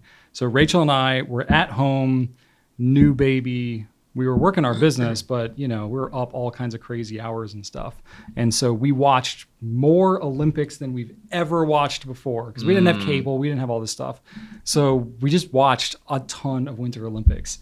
And curling is on at all these obscure times. And so you fell in love with it. It'd be like 3:00 in the morning doing a feeding or something, and I'd be watching curling, and I'd be like, oh, that's why they're doing the, and you like watch and do the whole thing, and then I researched online, and I was like, oh, it's actually kind of interesting how this game works. So like ever since then, it's like I've just understood curling a little bit more. Anyway, side tangent. Yeah. Also, curlers are they're not professionally paid, so they all have like full-time jobs. So I mean, literally, like you watch curling, and why do you have so many curling facts? You watch curling, and it's like I don't know. It's like one of the things that I learned. Like you watch the curlers are there, and it's like anybody else who's like skiing and all this kind of stuff. They're like legit professional, whatever people. But curlers, they're not curling 40 hours a week. They're like IT professionals and doing like whatever, working their regular jobs. And then they're like putting in their PTO so they can go to the Olympics. So you see people like, as they're like curling and they're not like actually competing, they're like on their laptops, like answering emails. And, you gotta and I'm respect like, that. I appreciate the hustle. Yeah, I appreciate that respect side hustle. Anyway, this is funny. Maybe it's because, like, I don't know. What's your Less spare hobby? physically Oh, I'm an demanding. Olympian in my I'm an spare Olymp- time. Yeah, right? Can you imagine? Like, hey, boss, can I get an extra, time off because I have to go to compete at a Part-time a gold global medalist stage. in Yeah. curling. Yeah. Anyway, so yeah, that's it. What else did I have? Another one. This one was less extreme. The Diplomat Magnum. That one, it's like it's not as ugliest, but there's definitely components about that pen that some people don't love. Some people think it feels cheapy. It does. It Plasticky, can. and it's super lightweight. It's super Anybody light. who- That's mostly what it is. Anybody who equates heft with value, they're probably going to hold that pen and be like, no, thanks. Which that's a big thing in the U.S. Yeah, is yeah. like the heavier it is, the more quality it tends to feel, which is why the Jinhao Dragon feels so great, because it's just such great dollar per gram ratio. But I do agree with you that should be overlooked. Yes, with the Magnum. it should be overlooked because the quality of how it writes Yeah. is so much better than you would think. And it's like I don't love the clip and the cap, No. and all. Like there's components to the Magnum that I'm not as crazy about. But the pen overall, I think is pleasant. It's fine, but the writing experience Yeah. is and it's better. The design of the pen feels appropriate for the price of the pen as well. Yeah. But the writing of the pen, I think, surpasses where you would expect it to be based on how it looks in the price. I agree. So yeah. I agree. And that's kind of what I came up with. Yeah, well, I definitely agreed with the parallel. That was the first thing I thought of. Okay. A lot of people dislike the look of both the Lamy Safari and the Lamy 2000. I don't have a problem with either of those, but I do think that if you do The feel... Safari, I get. if you do feel like the Safari is ugly with the giant paperclip cap and the 2000 is ugly, then you might still want to give them a shot because they're great pens. I disagree about the 2000. I agree- I do I as don't well. think that pen is ugly. I don't think so either. But That pen has been around for over 50 years, people. 50 years, and it's barely changed at all. And it's still going strong. It still looks It is futuristic. one of the most beloved pens I on the think you market. just got to respect that. Yeah. Got to respect that. The Sailor High Ace Neo is very plain looking, very average. Yeah. And like the Parallel, I just think that you should give it a chance because it does have a very unique writing experience. It does very perform. reliable. It does perform way better than you It expect. works better than it looks, for sure. And it's so light. It's so light. I think it's one of the lightest pens that we have. There's not a lot to it, for sure. I think it's like 9 grams or something like that. It's crazy light. Yeah. Parallel is really light too. Those two are often like kind of head to head. As far as the only one I think other than the Parallel that is absolutely ugly is the TWSBI Go. I think that's an I can see ugly that. pen, but I would say I've used it. I have one. It's fun.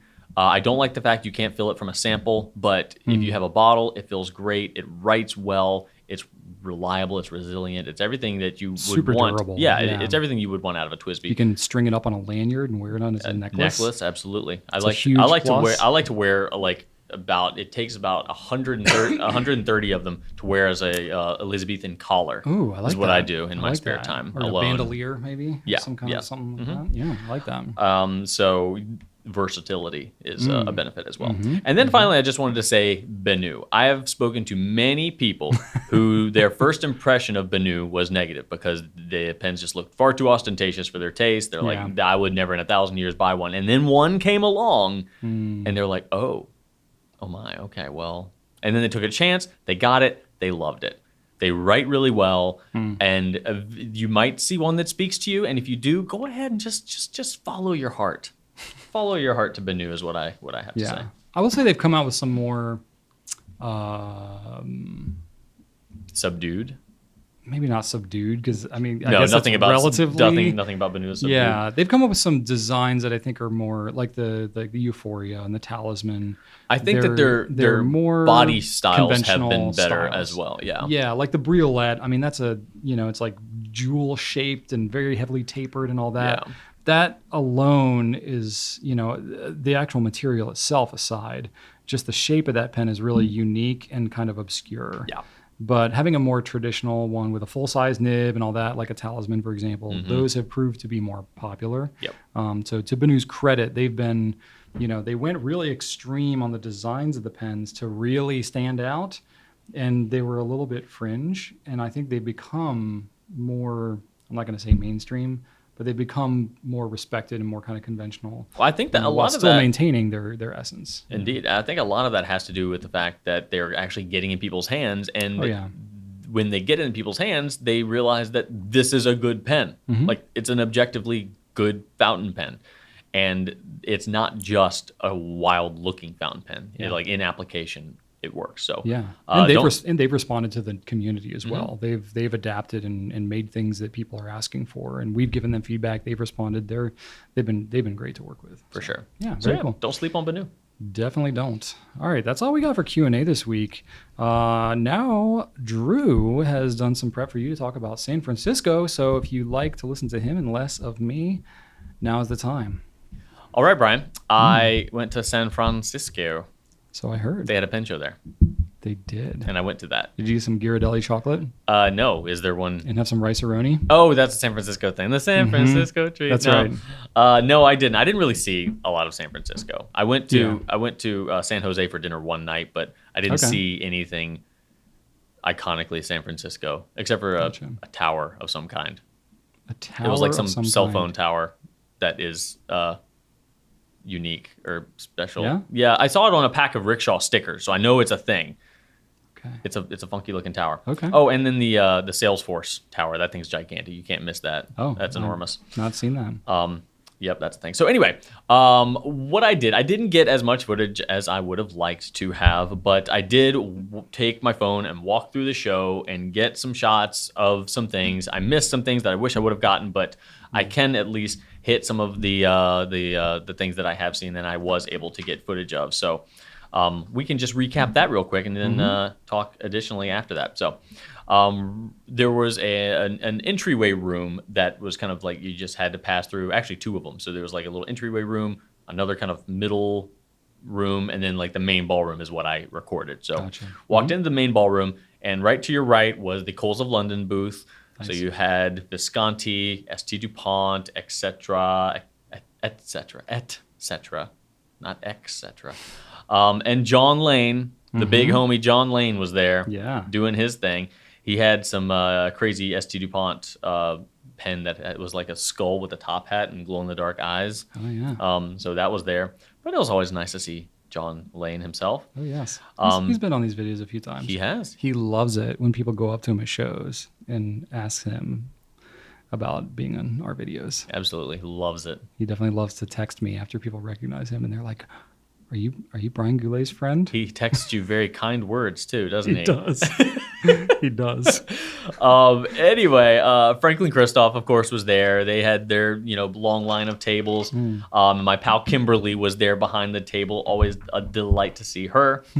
Near the Franklin Christoph table was Jonathan Brooks with his wide array of acrylics. Nice. He has a ton of beautiful handmade resins and pens that he also manufactures. But you've probably seen some of his resins before. He's like the champ of resins. And then Inky Converters, a.k.a. Angela, a.k.a. Inky Converters, a.k.a. Angela, who does some of our sticker designs, like the corgi and the hamster and some ink bottles. She was there, so I got to meet her in person. That was delightful. That's awesome. I did buy a couple of stickers. I wanted to buy everything because everything she had is just freaking adorable. But that was really delightful seeing her for the first time. Karis Customs had a presence there as well. I haven't seen their pens in quite a while. They've been kind of quiet for a bit. Yeah, and I didn't really have a chance to swing by, but they were there, and I was like, meant to go by, and I didn't. But do they have fountain pen stuff there? I didn't even notice. Oh, okay. I didn't even notice. Right. I know they kind of like reeled back on it a little bit, and who knows? I don't know. Okay. I don't know. But Tatcha was right next to them, so I got to talk to Shujen. She was there. And obviously they have a bunch of crazy Irushi, Chinkin, Makie. Yeah. They're really leaning heavy into that. And oh my gosh, I think I saw some new stuff there that I think we're going to be getting. So super excited about that. Yes, please and thank you. Yes, and Kanalea Pen Company was there. Nice. And it's always really nice to see their table because not only do they have lovely pens, but they do this sand and shell display where they pour sand all along their the rim of their pens and put some seashells on it. Like it's one of the most beautifully set up and well-themed booth that I've ever seen in fountain. Their branding around the whole Hawaii theme is on point. It is so fun. They're such delightful people as well. They're really good people. Yeah. So right next to them was Kirk Spear grinding nibs from Pen Realm. And then right next to Kirk was the Dromgool's booth, and then next to Dromgool's was Pilot, and Sean was behind the Pilot booth. And the best thing about the Pilot booth, Brian, is the fact that they always have available to write with Namiki Emperors and Maki pens. Like, you can actually go and touch these $10,000 pens, and they're just like, yeah, check it out. And they're not even trying to sell them. They're just saying, hey, if you want one, go buy it from here or go buy it from there. It's it's such a great opportunity to really see some of these amazing Namiki art pieces face to face. And if you ever wanted to actually put your eyes on one, that's a great opportunity to do it. They also had all of the newly imported custom 912 nibs available to write with. The whole line, which you did recently, right? I have written with all of them. You recently did that. So it's quite an experience. It is quite an experience. And they had them all inked up, ready to test, which is awesome. So their booth really is an experience, a real writing experience. And I really dig that. I'm really glad they're starting to come to shows. I feel like they've done more shows recently. Oh, absolutely. They used to go to a lot of shows. Not at all. Not at all. It's like been the last year. I think that maybe 2 years. Not this most recent Raleigh show, but the previous one. This was the first time I saw them. I was like, whoa, what? Pilot? Very cool. And of course, next to Pilot was Rickshaw. Hey. So San Francisco is Rickshaw's show. Base, They heavily sponsor the event. They give out freebies. They have contests. At the beginning of the show, right when you walked in, there was like fortune cookies, and inside the fortune cookies was a coupon that you could take to the Rickshaw booth and exchange it for like a free sticker or even a free pouch a package. Yeah.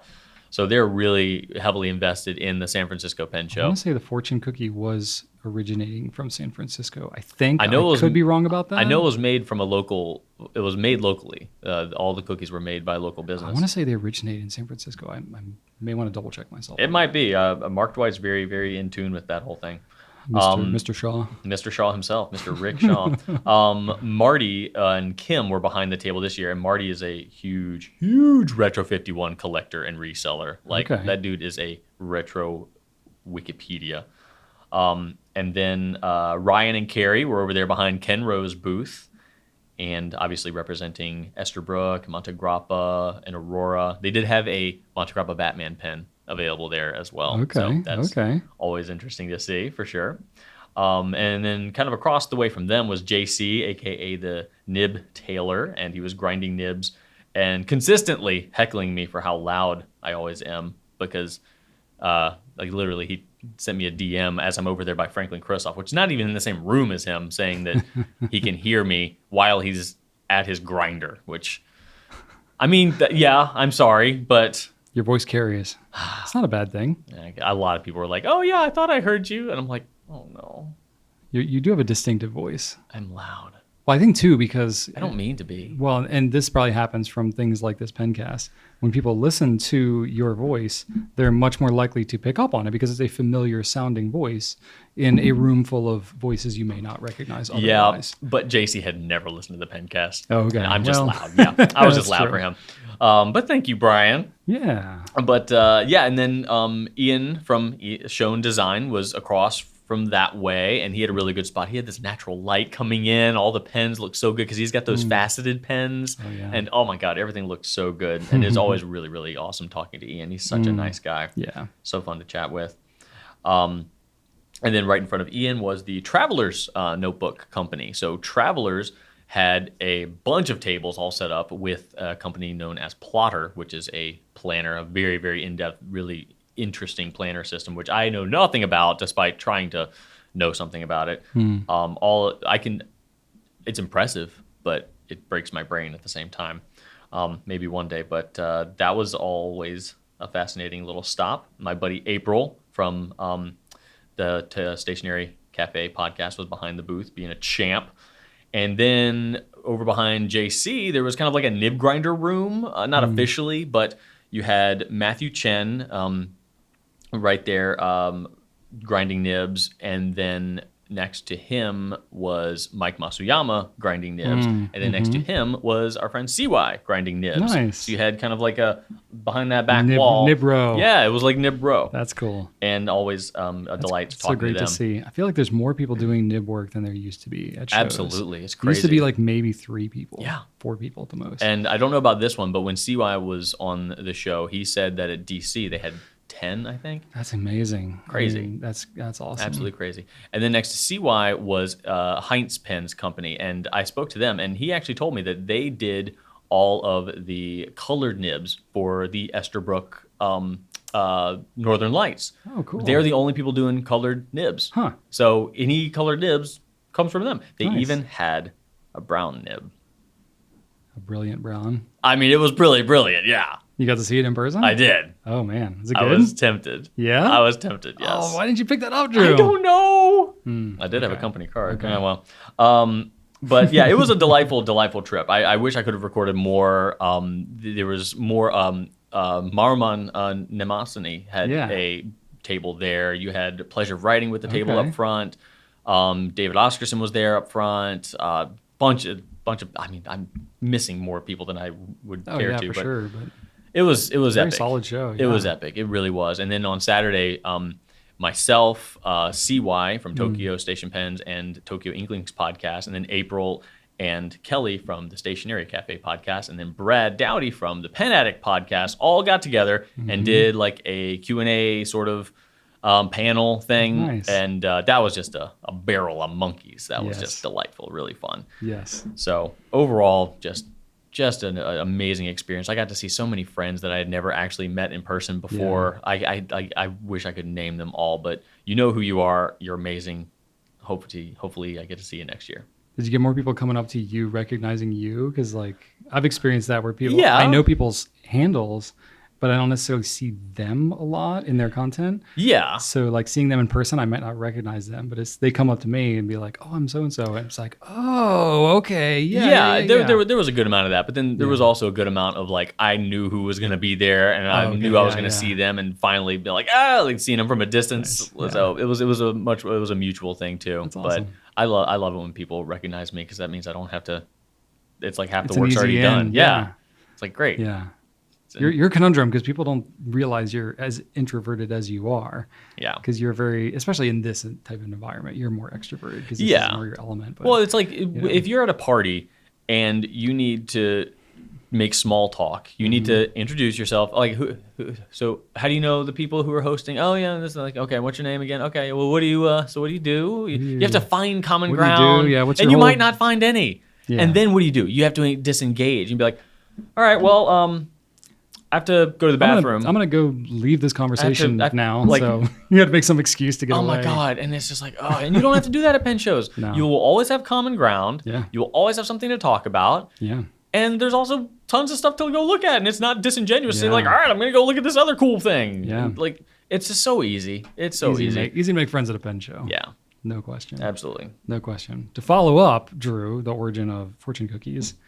So apparently they originated in Japan, in Kyoto. That makes but sense. They quickly came over to the U.S. It's debatable about where it actually like really took off, but it seems that the Japanese Tea Garden in San Francisco Aha. is the Golden State Park is known as one of the first U.S. restaurants to serve it.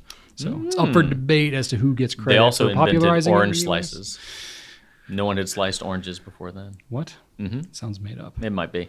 I also got to visit Rickshaw Bag Works, Hey. the actual facility itself. right. I got to see the bags being worked. Okay. Yeah. Very cool. So I believe I have enough footage to provide y'all with a factory tour / interview / overall rickshaw-tastic That's right. experience. So keep your eye on the tiger for that one. That's right. That's exciting. Yes, it was an exciting time. Fun trip. I haven't even seen that. I have no idea what that looks like. It was good. It was a Yeah? delightful trip. Mark Dwight is a great dude, and it was a really awesome way to cap off a really awesome trip. Does he have a case liner vault like Scrooge McDuck that you can just dive into, just like this pile of felt? Because that's what I'm imagining. I wish he did. No, they were all in rolls. However, I okay. did ask Okay. him if he had his royal plush jacket. And apparently he had already taken all of his stuff out of his room and put it in his car. And he said, oh my gosh, no, I forgot it in my room. So he had to go up and get it. But I did get a picture of him with his jacket on with Brad Dowdy and myself. So we have that fantastic. immortalized. But he did have the jacket. So he has a jacket made of the lining of the rickshaw cases. And Yeah. it was I've seen him in that jacket. really hard not to hug him. Yeah. But I know, right? Yeah, I just kind of I very feel like he made- politely petted him. I feel like he made that right before the show that I went to. Was it 3 years ago or so? The San Francisco show. He wore it at the Penn show, and I remember because I got to should. meet him in person. He was like, "I'm so hot in this I jacket." bet. He was like, "It's so hot in this thing." I was like, Yes, It's like seemed that way. it's like professionally lined too. Oh, it looks like legit. Yeah, it's legit. You can wear the heck out of that jacket. It's nice. I don't think I would need that jacket. I would. You could wear it for about 9 seconds. Yeah, it'd have to be taken out a little. Then bit you'd be for me, very probably. fussy. I would get fussy. Indeed, that's exactly how I get. Very cool. Yes, That's awesome. it was Oh, man. delightful. That's awesome. That's a good show. That's such a, and it's so close to DC. You think like, oh man, is it really worth it to go to both? But it's such a different show. Completely different. Yeah, they call it the fun show. It's very diverse, a little younger in demographics than DC, I'd say. Yeah. Just feels more vibrant, a little bit more energetic. Yeah. Okay. Yeah, I could see that. Very cool. Yeah, that's great. Sorry to have missed it, but it's always next year. You were missed. I got asked where you were. Is Brian here? I was like, no. No, he's probably chopping down a tree. He has something. He has PTSD. Last time he was on the plane with me, I don't think he wants to relive that. Nah, you're fine. You're a good travel. No, buddy. but you were really miserable the last time when we flew to Italy. Like, Oh well, that was a. I know. That wasn't you. That was. oh, just, I know. That was a red eye flight over seas that I tried to get sleep on, but didn't. No, not I a normally wink. sleep so easy. I don't know why I couldn't fall I asleep. know. You were like terrible. barely alive that whole next I was a day. walking zombie. It was super sad. But I ate a lot of gelato You did get some and gelato. drank a lot of lattes, which they did not appreciate. No, they're like, They didn't no. appreciate my overly American diet No. that I had. Lots of pizza and gelato. I want a large vessel of coffee, please. They're like, I have a latte. no, It's you will get 6:00 at night. you will get one of these. And I want a latte. They're like, I'll go fire up the machine. Right. Because we cleaned it out because nobody in Italy drinks lattes after like 2:00. What a It's like a huge faux pas. But I didn't even care. I was like, you're not going to remember me. Like, I want my latte. You're not gonna remember me. Whatever. Anyway, I was All nice. right. I was nice about it. But anyway. All right. So that's very cool. Glad to hear they had such a good time at the show. Now let's talk about what's happening. Well, I went to the San Francisco Pencast. No, I'm just. Right. No, after that, obviously came back to work, did some work. I was super tired, but it's all good.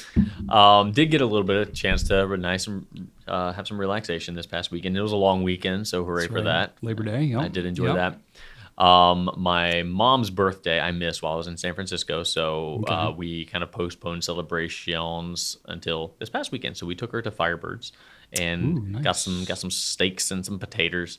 And I did not know, like, my cousin had a birthday event while I was gone, and my mom kind of got overlooked because my grandmother's more or less of the opinion that, well, let's do more celebratory things for the younger generation. Makes sense. So I was like, all right, you know what? I'm going to make sure that my mom orders some dessert at this place.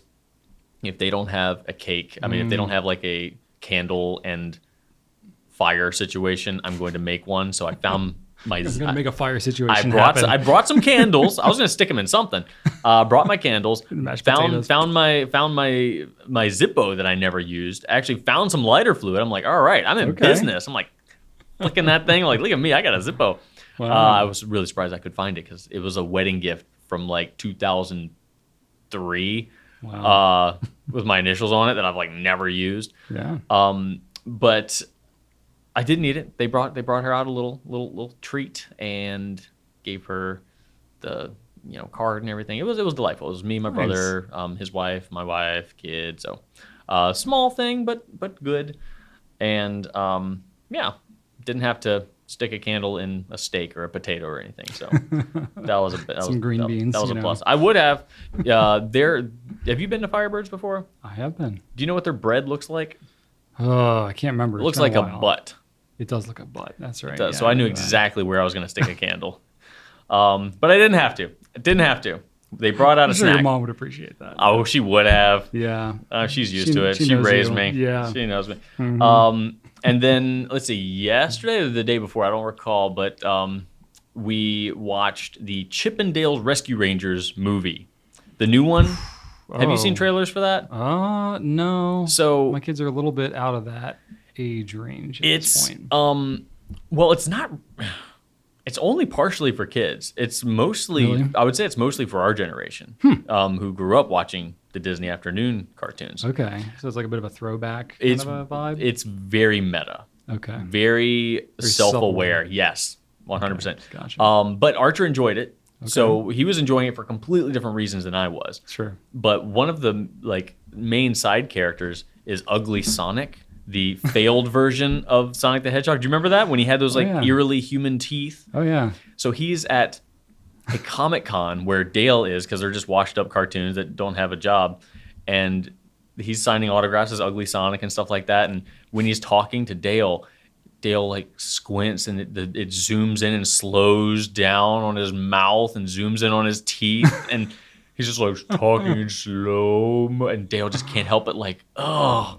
Wow. It's very, like very meta, very self-aware. Yeah, but yeah. in that, it is appealing to a different generation. So Sure. it was way better than I thought it would be. Okay. So I enjoyed it. Interesting. I would have to check that out. Yeah. And there was a lot of like Disney afternoon references, which I appreciate. Nice. And then Labor Day, we went over to some friend's house for a bit of a pool party.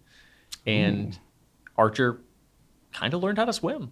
He was like swimming on his own. Yeah. It was great because he could touch, but then he could also launch himself into some doggy paddles at the same Okay. time. So every other pool he's been into, it's like been too shallow to actually paddle in, right. or you couldn't touch. This was a nice in between. And Yeah. by the end of the evening, he was just swimming everywhere. Nice. So I now do not have the fear of him just falling into water and sinking to the bottom and dying instantly. Right, He will right. be able to sustain life long enough for me to take my watch off and get him. You know, I don't have to jump right in. He'll be okay for a couple seconds at least. You don't So have a waterproof watch? You can not just, this jump one. right in there? I don't think so. No? I don't think this one is.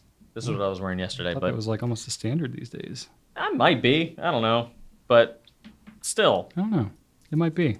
I would look at it. Water resistant, at least. yeah. To like 3 meters. That's all you need. I don't. You're not going diving, you know?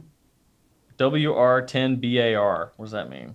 That sounds like a product code. WR could mean water resistance. Oh, WR10? I don't know. Anyway, he figured out how to swim, so hooray for that. And we had some food. I did not swim. Actually made it the whole summer without putting on swim trunks, which is kind of weird because we were at pools a lot. It's always like a little too crowded, or I wasn't hot enough to go through the whole process. All right, so Brian. You sound like Rachel. Rachel's right. like, it has to be like absolutely perfect conditions. Okay. It's like the air temperature can't be off too much. The water Right. can't be too cold. That's true. That's true. So this kind of you stuff. have to get in, and getting in is uncomfortable. Getting out is uncomfortable. Swimming is great. I love being in the water and being adjusted to the water. Okay. Getting out is cold. Walking into a house, it's frigid and painful. Oh, stop it. And then having to take off your clothes in a cold bathroom and putting on your clothes and like, oh, I'm not all the way dry, so things are sticking to me now. Like, it's not like swimming is like rough. Swimming is fun level 7, and the act of getting in and getting out is like unfun level 9. So, So you're like a net negative. On right, the whole experience. exactly. Yes. Anyway, didn't swim, but Wow. fun was You had. sound really fun to hang out with in your spare I'm time. just fine. I don't complain. I just, You just opt out. I like to talk with small groups. Fair enough. Yes. Fair enough. Someone come find me and talk to me, one person at a time. So if please. everybody else is swimming, will you just like sit by the side of the pool and just like talk to people in the Well, water? as you know, when you have a child, you don't need to find something to do because you are being asked every 9.3 seconds Yes. to, hey, look at this. Yes. Hey, Dad, check this out. Like, Hey, look, I'm gonna do this jump. Yes. Okay. So All right. I just did that. I just Okay. looked at Yep. everything he did by request. Yeah, I am familiar with this. Yes. Yeah. So there's always something to do when there's a kid. I'm familiar with this. I've done this myself a little bit. I'm sure. Times 2. Yeah, except Joseph doesn't. He's inherited Rachel's tendencies. Don't look at me. No, it's got to be like perfect conditions. And Okay. he doesn't want to do a whole bunch of crazy stuff. You know. Archer's still very cautious, but Yeah. he's still bizarre and strange enough to. We often find ourselves saying the same thing about him and the puppy because we have a 6-month-old puppy, and we're like, is Kinda he lump being them together. Well, you got to ask yourself, is this creature being bad or are they just being a puppy? You know? And Right. so Shannon texted me like, oh my God, Felix on the leash. God. And she got back. She's like, you know what? He actually wasn't being bad. He was just being a puppy. Yeah. And then Archer did something later. And I looked at her and I was like, I think he's just being a puppy. Nice. Because it's kind of the same thing. It's like, okay, Yeah. is this kid being obnoxious or is he just being an 8-year-old? And We had our own experience like that I'll share when I get to my turn here. yeah. Oh, all right. Well, be my guest. Oh, you just want to hand it off? Okay. Yeah, I'm wrapped up. Yeah, so our kids are starting school. Ours are starting late this year. It's changing next year, but they're starting tomorrow technically as of when we're shooting this. So pretty late for most people after Labor Day. Yeah, Archer started last week. Yeah. So that'll be different next year. But so the kids are going back to school, but they had their open houses last week. So Ellie's got to meet her teacher, and then Joseph didn't get to meet his They're teachers. both in middle school now, right? No, she's in 5th grade. Oh, okay. So she got to meet her teacher, which is great because she's had like one of her best friends who's been homeschooled since the pandemic started, who's going back, and they're in the same class. Oh, yay! They're actually like at the same little pod, so they're going to be like next to each other. Did they know that? So I don't know. She just got lucky. I don't know. I don't know if they got lucky or if like. That's amazing. We didn't request anything specific. I don't know if the other parents did. That is so cool. Yeah, it's pretty cool. So she's gonna have a great 5th grade Amazing. year. She's tall too. Like she's in the 99th percentile for height. Like that girl is tall. She got my frame too. She's like thick. She's just very strong and she's super proud of it. She's like wants to be taller than all the teachers and everything. Oh, so she gracious. just like she like I think her best friend goes up maybe to her armpit, like not even to her shoulder. She's like more than a head height difference than her best friend, who's God. 11 days older than her. So it's pretty funny. Oh my God. So yeah, she loves that. She's gonna have just a great time in 5th grade. I remember 5th grade just being awesome because you're just like top of the heap at school, and you just like Big fish in a little pond. Yeah. Yeah. Especially like she's the younger one. So like I remember when my sister went, and I was the only Goulet left in my elementary school. Then it was like I was just me. You know what I mean? Like I might have had a teacher that remembered my sister or whatever. Right. But when my sister and I went to the same school, it was always like I was always being compared to her. I think I'm gonna add in a picture of us in 5th grade right here, Brian. Oh yeah, that'll be a good one. Lots of neon and silver happening. I think that was 4th. Was that 4th in grade? 5th we just looked sad. Oh yeah. 5th we were just miserable. I had glasses and a bowl cut. It was something pretty weird looking. Pretty weird. Yeah, no, Ellie's in good shape, so she's excited about that. Joseph is really excited. We went to see his classes and where they all are. 7th and stuff grade? like that. He's in 7th grade. my God. Yeah, it's crazy. Yeah, he's taller than Rachel now, taller than my mom and my sister now as well. Taller I guess than your her. sister? Yeah. Yeah, my sister's not that tall. She's like 5'6", 5'7". That's not short. No, he's really tall too. Yes. He's really tall. Oh my God. He's got Rachel's frame. He's like really slender and Gracious. Like kind of gangly. So yeah, it's just really interesting. I don't know how that With our is. Kids, yeah, they're huge. Like Rachel's the smallest one in the family. Oh my now. God. It's really funny, and it's probably never going to change. So yeah, that was really cool. They were excited about that. But we had a moment. Kind of what maybe got me thinking about that was we were doing the thing, and like because the kids are at 2 different schools, their open houses were at the same time. So, but it was like within like an hour or 2 window. So we had to. At Ellie's school, they had the open house, and they're having like a picnic barbecue type thing afterwards. So we like went to her thing first, then we drove all the way to the middle school, did Joseph's open house thing, and then drove back to Ellie's so that we could do the little barbecue hangout thing. Ugh. But Rachel had kind of a headache because allergies are ridiculous. Oh my God. In Richmond right now. Awful. So by the time we did the both schools, she was like, I can't. She's like, I don't think I can stand outside and do this whole thing. And I was like, that's cool. I'll just drop you off and I'll take the kids and we'll do the barbecue. That was nice of thing you. or whatever. Yeah, it was cool. And while we were coming back from the second school and Rachel had kind of a headache and stuff, the kids were just like all amped up because they were excited about everything. And they're in like that kind of middle schoolish tween age where like everything is sarcasm. And it's like the more annoyed you get as a parent, the more they just lay it on thick. And Rachel was just getting like kind of frustrated. She was like, can you just like stop like just saying all the stupid stuff? And I was like, Rachel, no, like they can't. Like this is just this is just what they are at this age. I know. And I told the kid, because she was just kidding. Like, she just had a headache and she was so frustrated. And I was like, kids, you know what? It's fine. Your mom just has to kind of deal with this, because it's like that's what they are at this age. Like, I know. everything is a smart response, and everything is puns and jokes and sarcasm and all this stuff. And sometimes you're like, I just need a freaking so answer. exhausting. Like, I just need to like, communicate 2 sentences with you without know. some like mind game kind of a thing. Yeah. So Yeah, we were walking up the stairs at our friend's house where we were having the pool party, and Archer, for no reason, says, like, oh my God, he said the most bizarre thing, like, demon breadstick. And I'm like, and I didn't respond to him. I just looked at Shannon and I was like, why does he do that? And she just said, I think we probably did too. Oh yeah. And I said, okay. Oh, for sure. Okay, we'll just keep on going. I'm like, yeah, your brain is still like solidifying, at that age. Like, it's still, not all the pieces are put together yet. Like, Demon, what is he thinking of? Like, what happens in his brain? I don't know. My kids will just like run up to me and like be mid thought on whatever is going on in their head. Yeah.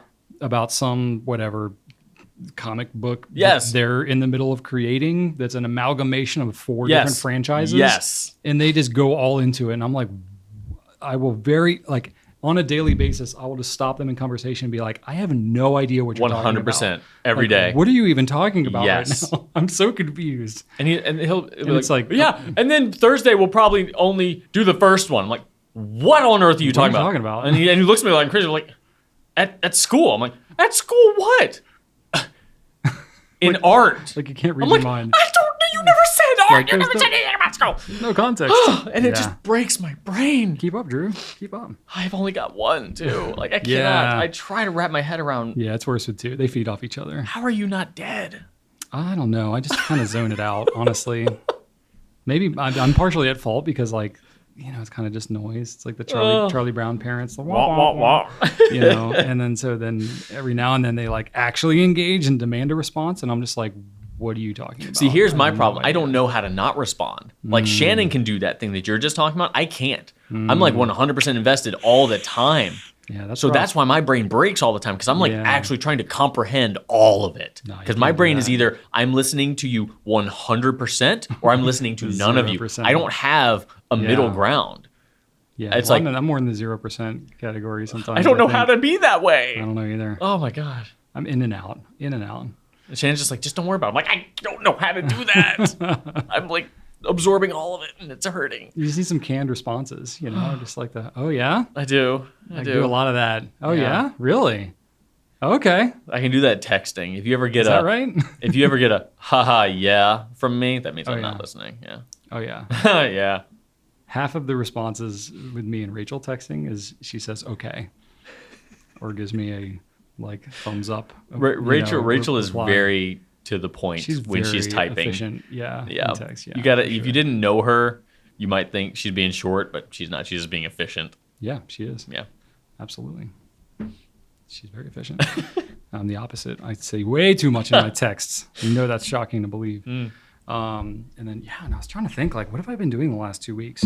I mean, when you were out, I was just like covering a lot of different things. And being sad. There were other people. I was sad. I was very sad. There you go. It takes a lot out. Yeah, it takes a lot out of you to be so sad. It does. You fill my tank, or you fill me up. I know. I know. No, we went to We went to King's Dominion, which is our local water park theme park. Was it hot? It was appropriately hot. It was a great experience. We had season passes that we got this year. We've gone multiple times. Not so much that we're sick of it, but enough that we're like, it was worth getting the passes. That's what you want. We threaded that needle. Yes. And last time we went to the water park thing, I forgot water shoes. That's right. And it killed. Oh, you mentioned that. Killed my feet. Oh, that's awful. So this time I had water shoes. It was so much better. Nice. So much better. So I just had a great time. We were able to do stuff, and we got Dippin' Dots, which is like the most exciting thing for my kids. I got Dippin' Dots at the zoo when we went. And for whatever reason, like they ran out of the appropriately sized smaller cups. So like the cups that they use as smaller ones are like bigger than the large cups. So we got like massive Dippin' Dots.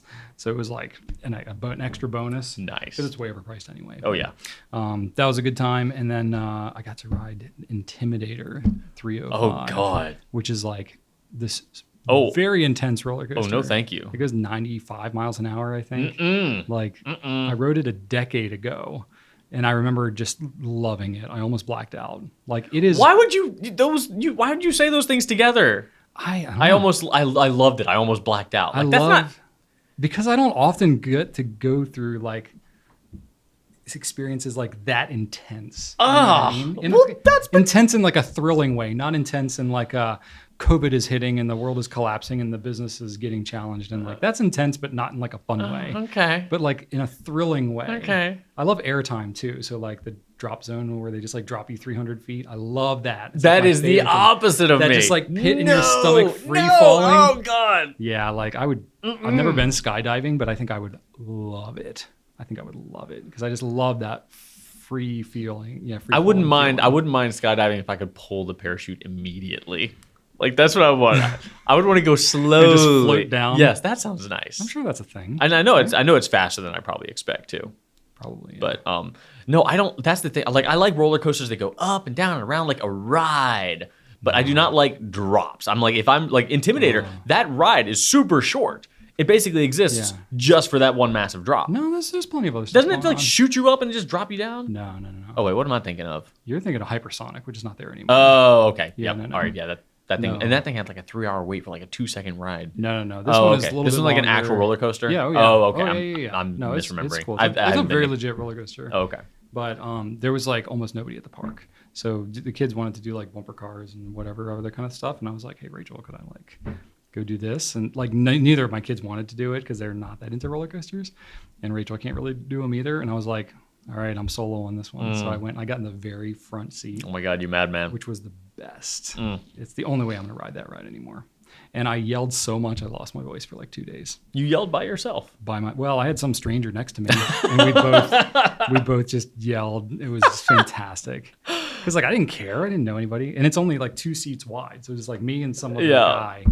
And I was just like, I haven't ridden this thing in like a decade, and I'm gonna do it again. And I did it, and it was better than I remembered it. You know, sometimes you're like, is it gonna be as good as I remember being? It was even better. Yeah. And I was like, wow, it's pretty awesome. Oh.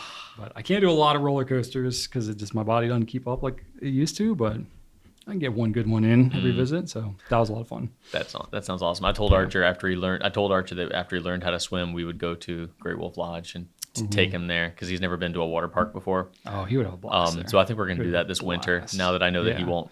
There's not die immediately. There's not that much actual swimming there. Yeah, I didn't think so. Fine. But still, I wanted to make sure he would at least know how to. That he's comfortable with it. Yeah, exactly. He'll have a blast. Yeah. They got a good lazy river there and all that kind of stuff. Nice. Yeah, it's good. Yeah. And going in the middle of winter would be super fun. Oh yeah.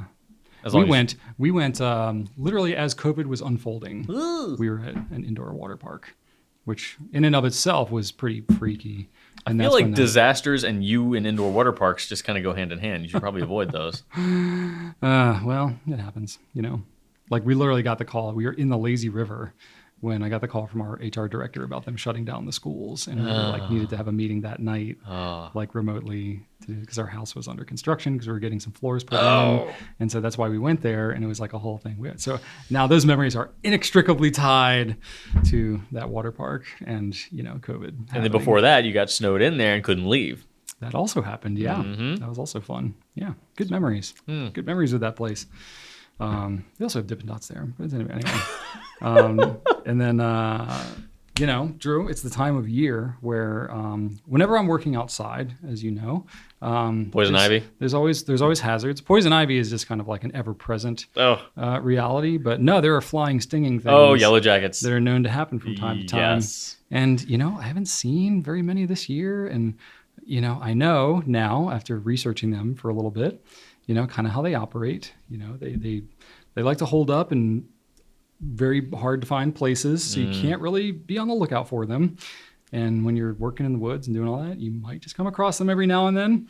And I know that towards the end of summer is when they get most aggressive because they die off every year. and like some of them, like the eggs or whatever, hibernate or whatever. I don't know how they actually function over the winter time, but they're not flying around in the winter. And, so basically they're kind of like all about to die out at the summertime. So they just kind of like go nuts and they'll just attack anything that, is around. And you got hit. Some got me. Got me at the end of last week. Oh, man. I'm sorry. It's okay. It got me through my clothing and everything. I had long sleeves on and everything. It's been a year of Pencast because we discussed this last year. Yeah. It's that time. Oh, man. Yep, got me. So it got me. Every time I get stung now, it's always right on my wrist, like right on the wrist, like bone. I don't know what it is about this spot, but I mean, multiple times, probably 4 times now that I've been stung has been right in that exact spot. What the heck? And then it got me again too, like right on my forearm. So I think it was just one of them, and I went back there and I didn't see any nest or anything like that. So I think it was just a lone one that was flying around and I just pissed it off. Oh, and he got you multiple times? Yeah, they can sting you multiple times. Yeah, they're in the wasp family. They're not a bee, even though they look like bees. Mm-hmm. They're wasps, so they don't lose their stingers. So they can sting you over and over and over again. That's not fair. Which is awful. And they have venom like wasps, so it's an irritant. Yeah, it's an irritant, so you can get swelling and rashes. Histamines go nuts. Histamine, yeah. And right now is really high histamine. Like we're peaking the charts here. And literally Richmond, Virginia is like one of the worst areas in the country for our allergens. And right now is like grass and ragweed right now are both kind of peaking and overlapping. So it's pretty bad. And leaves are starting to fall. So mold is going to be a thing too. So it's a pretty crazy. Yeah. Shannon and I didn't sleep at all last night because she was coughing all night long because she has terrible, terrible allergies. Oh, it's so bad. Rachel's got tons of headaches and stuff like that. Mine is fatigue. And then I get like skin sensitivity. Yeah, I'm going to go to bed at like 5:15 today. As soon as I get home. Yep. Down. Just, go nocturnal. Just, yeah. But yeah, so it got me, but I've got, not to get all into like medical stuff, but I've got like a steroid cream that after I had all the poison ivy issues that I had last year and went to dermatologists and all that, they gave me a cream and I tried that with the yellow jacket stings. Nice. I basically, as soon as I got stung, I was like, all right, I know this drill. So I went inside, immediately washed up and put the cream on because I knew. I was like, oh, it got me right there. I was like, yep, that's going to swell. It's going to swell real bad. Because like last time I got stung, it stung me right on my wrist. And I mean, my whole hand was like a baseball glove. Like it just like swelled up. I could barely bend my fingers. Oh my God. And it just happens randomly because they can choose to inject venom or not. So it's like a total guess as to whether or not you're actually going to swell or have any reaction or whatever. So I guess it didn't like venomize me that bad, maybe because it was just flying around and it just didn't like what I was doing. It wasn't like, I guess I didn't if I disturbed the nest or something like that, that's when they go crazy and get stung. So it wasn't that. But anyway, so yeah, the steroid cream worked really well. I was like a little bit sore for a couple of days and then it's mostly gone now. So. And did you get out of the summer without any poison ivy episodes? I've had some issues here and there, but because I've got the steroid cream, that helps keep it from being like a big thing. Yeah, because without that, it's like 3 weeks worth of rashes for me. And I've definitely had instances this year for sure. But because I can manage it better, it's less of a thing. So it's been a less noteworthy event. So I haven't talked about it as much. Good. But it definitely happens. And I'm doing better at like staying fully clothed and stuff like that. But I'm looking forward to not sweating like crazy wearing pants and long sleeves in the summer. We still get a fair amount of outdoor clothing recommendations for you. I've stopped passing all of them along to you because I know you're just going to do your thing, but I want you to know that the people care. Okay, all right. They want you to be safe, Brian. Good stuff. I am being safe. I'm doing much better. Yeah. I'm talking about it less. And they also want you to be less sweaty and miserable. Well, that's not going to happen. There's nothing that's going to stop that from happening. Yeah. No, it's pretty good. So, I mean, I've been doing other stuff, but I can't really think of much. I've been reorganizing a lot. Rachel and I have been going through like old paperwork and I've been cleaning up my desk and just like all the, I don't know, I guess with like the mask stuff changing around here and all that, it's just like, I don't know, I feel like we're in a new stage kind of this whole like post-COVID life thing. So I'm just like, yeah, that like bin of old receipts and stuff like that I just like have shoved aside. Like I'm actually going to go through some of that and just kind of clear some of that out. So I've just been processing some of that and just working through some old junk that's just been sitting around the house for a long time. It's like, yeah, you know what? I think I might be ready to address some of that. So just trying to clean up and organize a lot of that crap in my life. Nice. Yeah. So not there quite yet, but getting there. I did some welding, just random things, nothing super exciting, but just doing little things here and there. Getting ready. Leaves are starting to fall, so I'm going to get ready for that. That makes me so happy. Yeah? You like that? It's just like a harbinger of death for summer, and I just love that. I love the thought of summer ending. It's good. I'm ready for it. Oh, I was ready for it as soon as it began. Yeah. Oh my God, yes. I don't know. I feel like it was just yesterday. I was like having to wear gloves all the time outside because my hands were so cold. And I was like, oh yeah, it's starting to get warmer now and it's getting lighter. And now it's like, oh, it's the end of summer and here we go. Like fall is coming, and I just think about by so quick. Oh God, no. I hate the summer. Like I think of like how miserable is it to lay on your bed, just hopefully you have a ceiling fan, just be like, oh God, ceiling fan, please help me. Yeah. Like on top of your covers, not even being able to get on your covers, versus the opposite, having to put on a bunch of covers and just like bundle up to keep warm. Like that's so much. It's the same thing on different spectrums. One much more pleasant than the other. Much less miserable. Fair enough. Yeah. I also went to the zoo. I forgot to mention that. That was technically before San Francisco. Oh, yeah, that was. Because you told me all about that, but I guess we haven't. Yeah, so Shannon, Archer, and I went to the zoo. Archer had never been to the zoo before. I think last time we were debating about whether you would actually go to the zoo or whether you would go to the museum. We went to the zoo. Archer really wanted to go to the zoo. It was hot and miserable. Yep.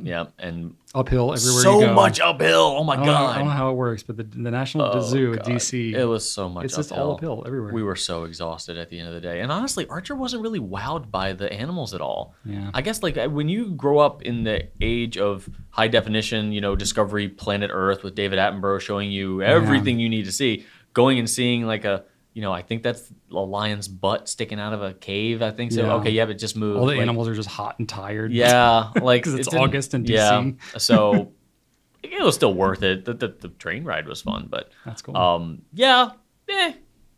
Fair enough. We'll definitely do the museum next time. It's an experience to have. Yeah. It's cool to have done that. Yeah. Yeah. Very cool.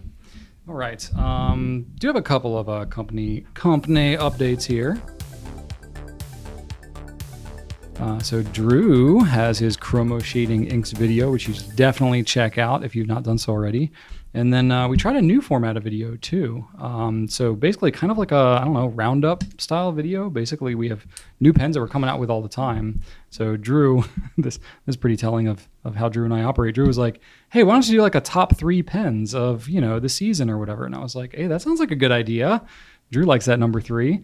So I did it. And I was like, how many did you come up with? 4? I outlined the whole thing, and I was like, well, hey, Drew, I kind of went 6. I could have gone with 3, but 8. I ended up doing 9. So,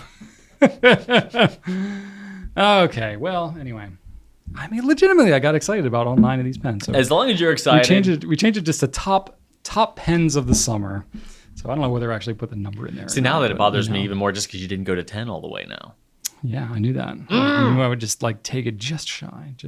I almost put some honorable mentions in there too, and I was like, no, that's where I will draw the line. 9 is my limit. I will draw the line. I got to draw it somewhere. No, but it was good. So anyway, if you guys like this style of video, then I will consider doing this on a more regular basis. Like a fall roundup. Like a seasonal, like a quarterly kind of a thing. Yeah, I didn't go strictly. I didn't. I debate about calling it summer because it technically wasn't like summer season fully. Summer. But it was like, the months that are mostly associated with summer. Yeah. But then by the time we have editing and stuff in there, it's like, I don't want it to be so far beyond summer that you're then like, why are you talking about summer and it's Halloween? Because like it could easily be that. So I was like, whatever. Summer-esque. Go with whatever timeline works there. So I don't know. We'll see if that works. All right. And then I think that's all we got for this week, Drew. I think it is. It's good to be back in person. It is. It's good to see your wonderful face. Look at that. How could you not miss that? I want to thank you all for watching. Please leave us some feedback. Let us know how we're doing. Ask us some questions in the comments, or you can shoot us an email at pencast@gouletpens.com. You should definitely check out gouletpens.com, our self-sponsorship for all your fountain pen, ink, and paper needs. And like us on YouTube, Instagram, all that. We're going to be messing around on TikTok some more, too. We're trying some things out, so be on the lookout for that. Subscribe if you haven't already. You'll look at our channel and be like, what the heck are these guys doing? They haven't figured anything out yet. And you would be right. But we'll be there if you are interested. And I have a random fun fact that was I've got school starting on the mind. A school fact? A school fact. I know it's not the most exciting, Okay. but it's random. So did you know that in the U.S. there are over 500,000 school buses that run every day to transport the more than 26 million children to and from school? It is the largest public transportation system in the country. There's a lot of sticky fingers. It's a lot of sticky fingers. 500,000 buses. 500,000 buses. That's so many school buses. I can't picture that. There's a little bit of stuff in the news about school buses because I think part of the new transportation bill that passed, or the new not transportation bill, the new environmental infrastructure bill. Some of that is for electric school buses. Oh, And I believe that Fairfax County, which is where Rachel grew up, yeah. that is the largest school bus, like public school transportation system in the country. They have Really? 1,600 school buses in that county. Really? Yeah. There's like 40 high schools in Fairfax County. It's crazy. I mean, I know that there's a dense population center. yeah, but the school bus system, the transportation system, is the largest in the country. So that's so weird that's because interesting. there are bigger cities in the country. Oh yeah, of course. But it's a very densely populated. Wow. And it's the whole county, so there's lots of bus stuff. So anyway, but yeah, they're like apparently doing some electric school bus like stuff in Fairfax County, like kind of leading some of the charge on that one. So it's pretty Very interesting. cool. Yeah, converting over because apparently diesel is not so great for the environment. I don't know if you heard. I've heard that. Yeah, not great Yes. for children. You know, breathing that in as they're idling at the stops, or Yeah. especially in cities and stuff like that. If you're where one of it's, those kids that has to like walk around the front of the bus too. oh yeah, it's pretty bad. It's pretty bad. Yeah. So yeah, they're experimenting with some electric school buses, which is pretty cool. Rad. School buses are very interesting, just as a design and technology and stuff like that. They're more fascinating than you would think. I like the idea of a sneaky, quiet school bus. I don't know why. Yeah, isn't that weird? Yeah. Think about an electric school bus, just like stealth Yeah. bus. I You know? can't picture that. Yeah, it's crazy. Sneaky school bus. Yeah. Anyway, that's my random fact. All right, About school Ninja buses. bus. 500,000 buses. That's so many buses. Like, that's so many buses. I have no concept. I was reading the other day about how like Amazon spent $90 million on the Lord of the Rings advertising budget. I'm like, I'm sure that's a lot, but 90 million. I've never seen 90 million of anything. I don't know what that No, means. you can't conceive of I'm like that. thinking of like, okay, I've seen $1 million house before. Can I picture 90 of those? Nope. No, I don't know. it's kind of crazy. Yeah. Yeah. Numbers. There you go. We'll leave you all with that. Thanks for sticking it out with us. We'll be back again next week. And then, I don't know, we're going to be off later. Maybe the week after that, I think we're off. Anyway, I'm doing some traveling, so yeah, it'll be fun. Anyway, thanks for joining us, and we'll see you next time. Thanks for watching, and right on.